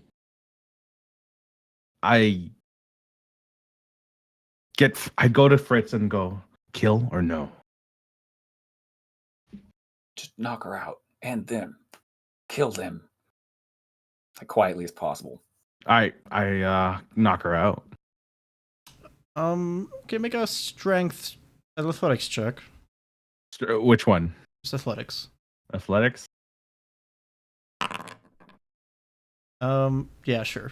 You start squeezing down on her neck hard enough until she just passes out. The engineers in the room start kind of panicking. One of them starts running towards a wall at the very back. Throw my axe at it. Make an attack. Oh, reckless? Yeah, thank you. I don't believe you can reckless. Okay, so just attack. Yes. Oops. That's good enough. 11. Yeah. The axe lands and kills the one of the engineers running towards the wall. The other ones cower in fear. Then I point at Fritz. It's your show now. I go over to the other guy. I'll just finish him off. That's Okay. cowering. You kill off the remaining engineers inside. Everything falls to a dead silence as the onlooking people, the prisoners, the subjects, watching all this go from within the cages. I want to say that in the meantime, out in the corridors, what do Elric and Mavros do? Please salvage this, because I- we're off course. I got no fucking. So what did I see? They went inside for about 3-4 minutes, and then they walked out. Fritz holding a bunch of papers, and the lady just happily walking in. She goes into the room with all the prisoners, and then Fritz locks the door behind them. Did he leave the Well- papers with us? No. Well, I guess the charm went well. So Oh, well, we still don't know where we have to go. no, I guess we just have to wait for them and then figure it out. But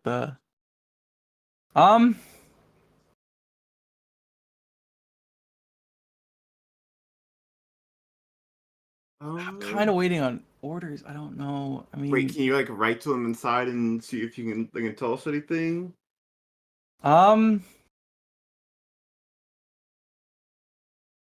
I guess I would wait about like maybe 5 minutes before I would message like Fritz, but I would have to see Fritz. I would have to know. Well, I guess how far are they? If they're in within 60 feet, I can just kind of locate him.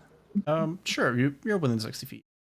Okay, then yeah, I would just cast message and connect to Fritz, and I'd just be like, "So where do I put the bombs?" Find a place for the bombs. Be quick. We don't got long. Find the. I'm gonna send another message like, "Did you figure out where the main, like generator, like where their heart is?" I did not. No.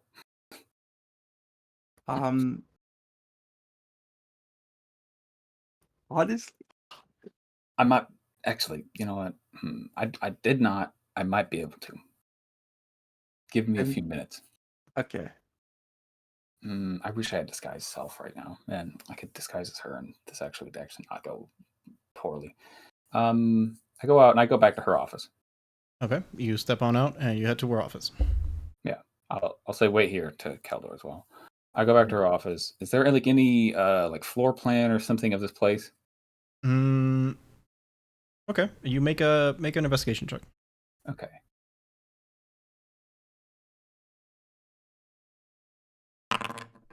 You don't find anything that seems to be a floor plan of the T2. Okay.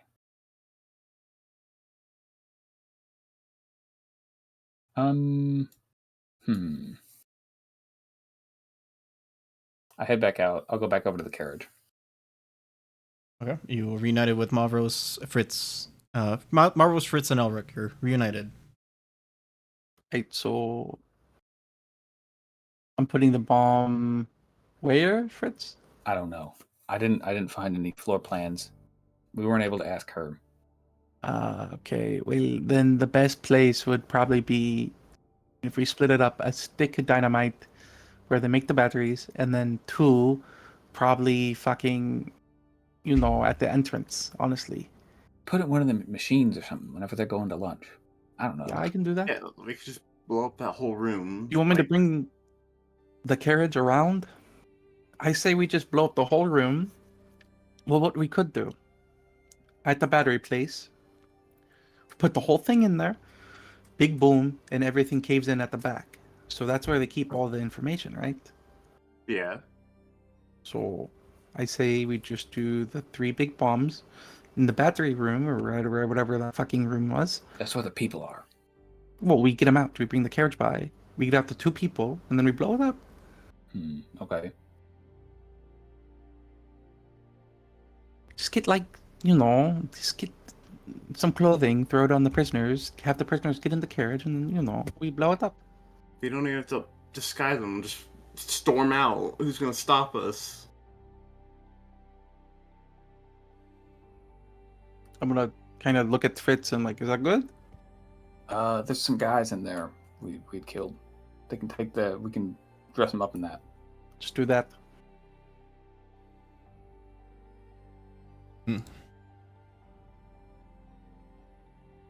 Well, We're probably going to have to fight our way out. That's what I'm suspecting. as you guys are all making plans and deciding on what to do next, I think I'm going to call end of session so that everybody has a good time to think about this first. But, Yeah. yeah. End of session. Okay.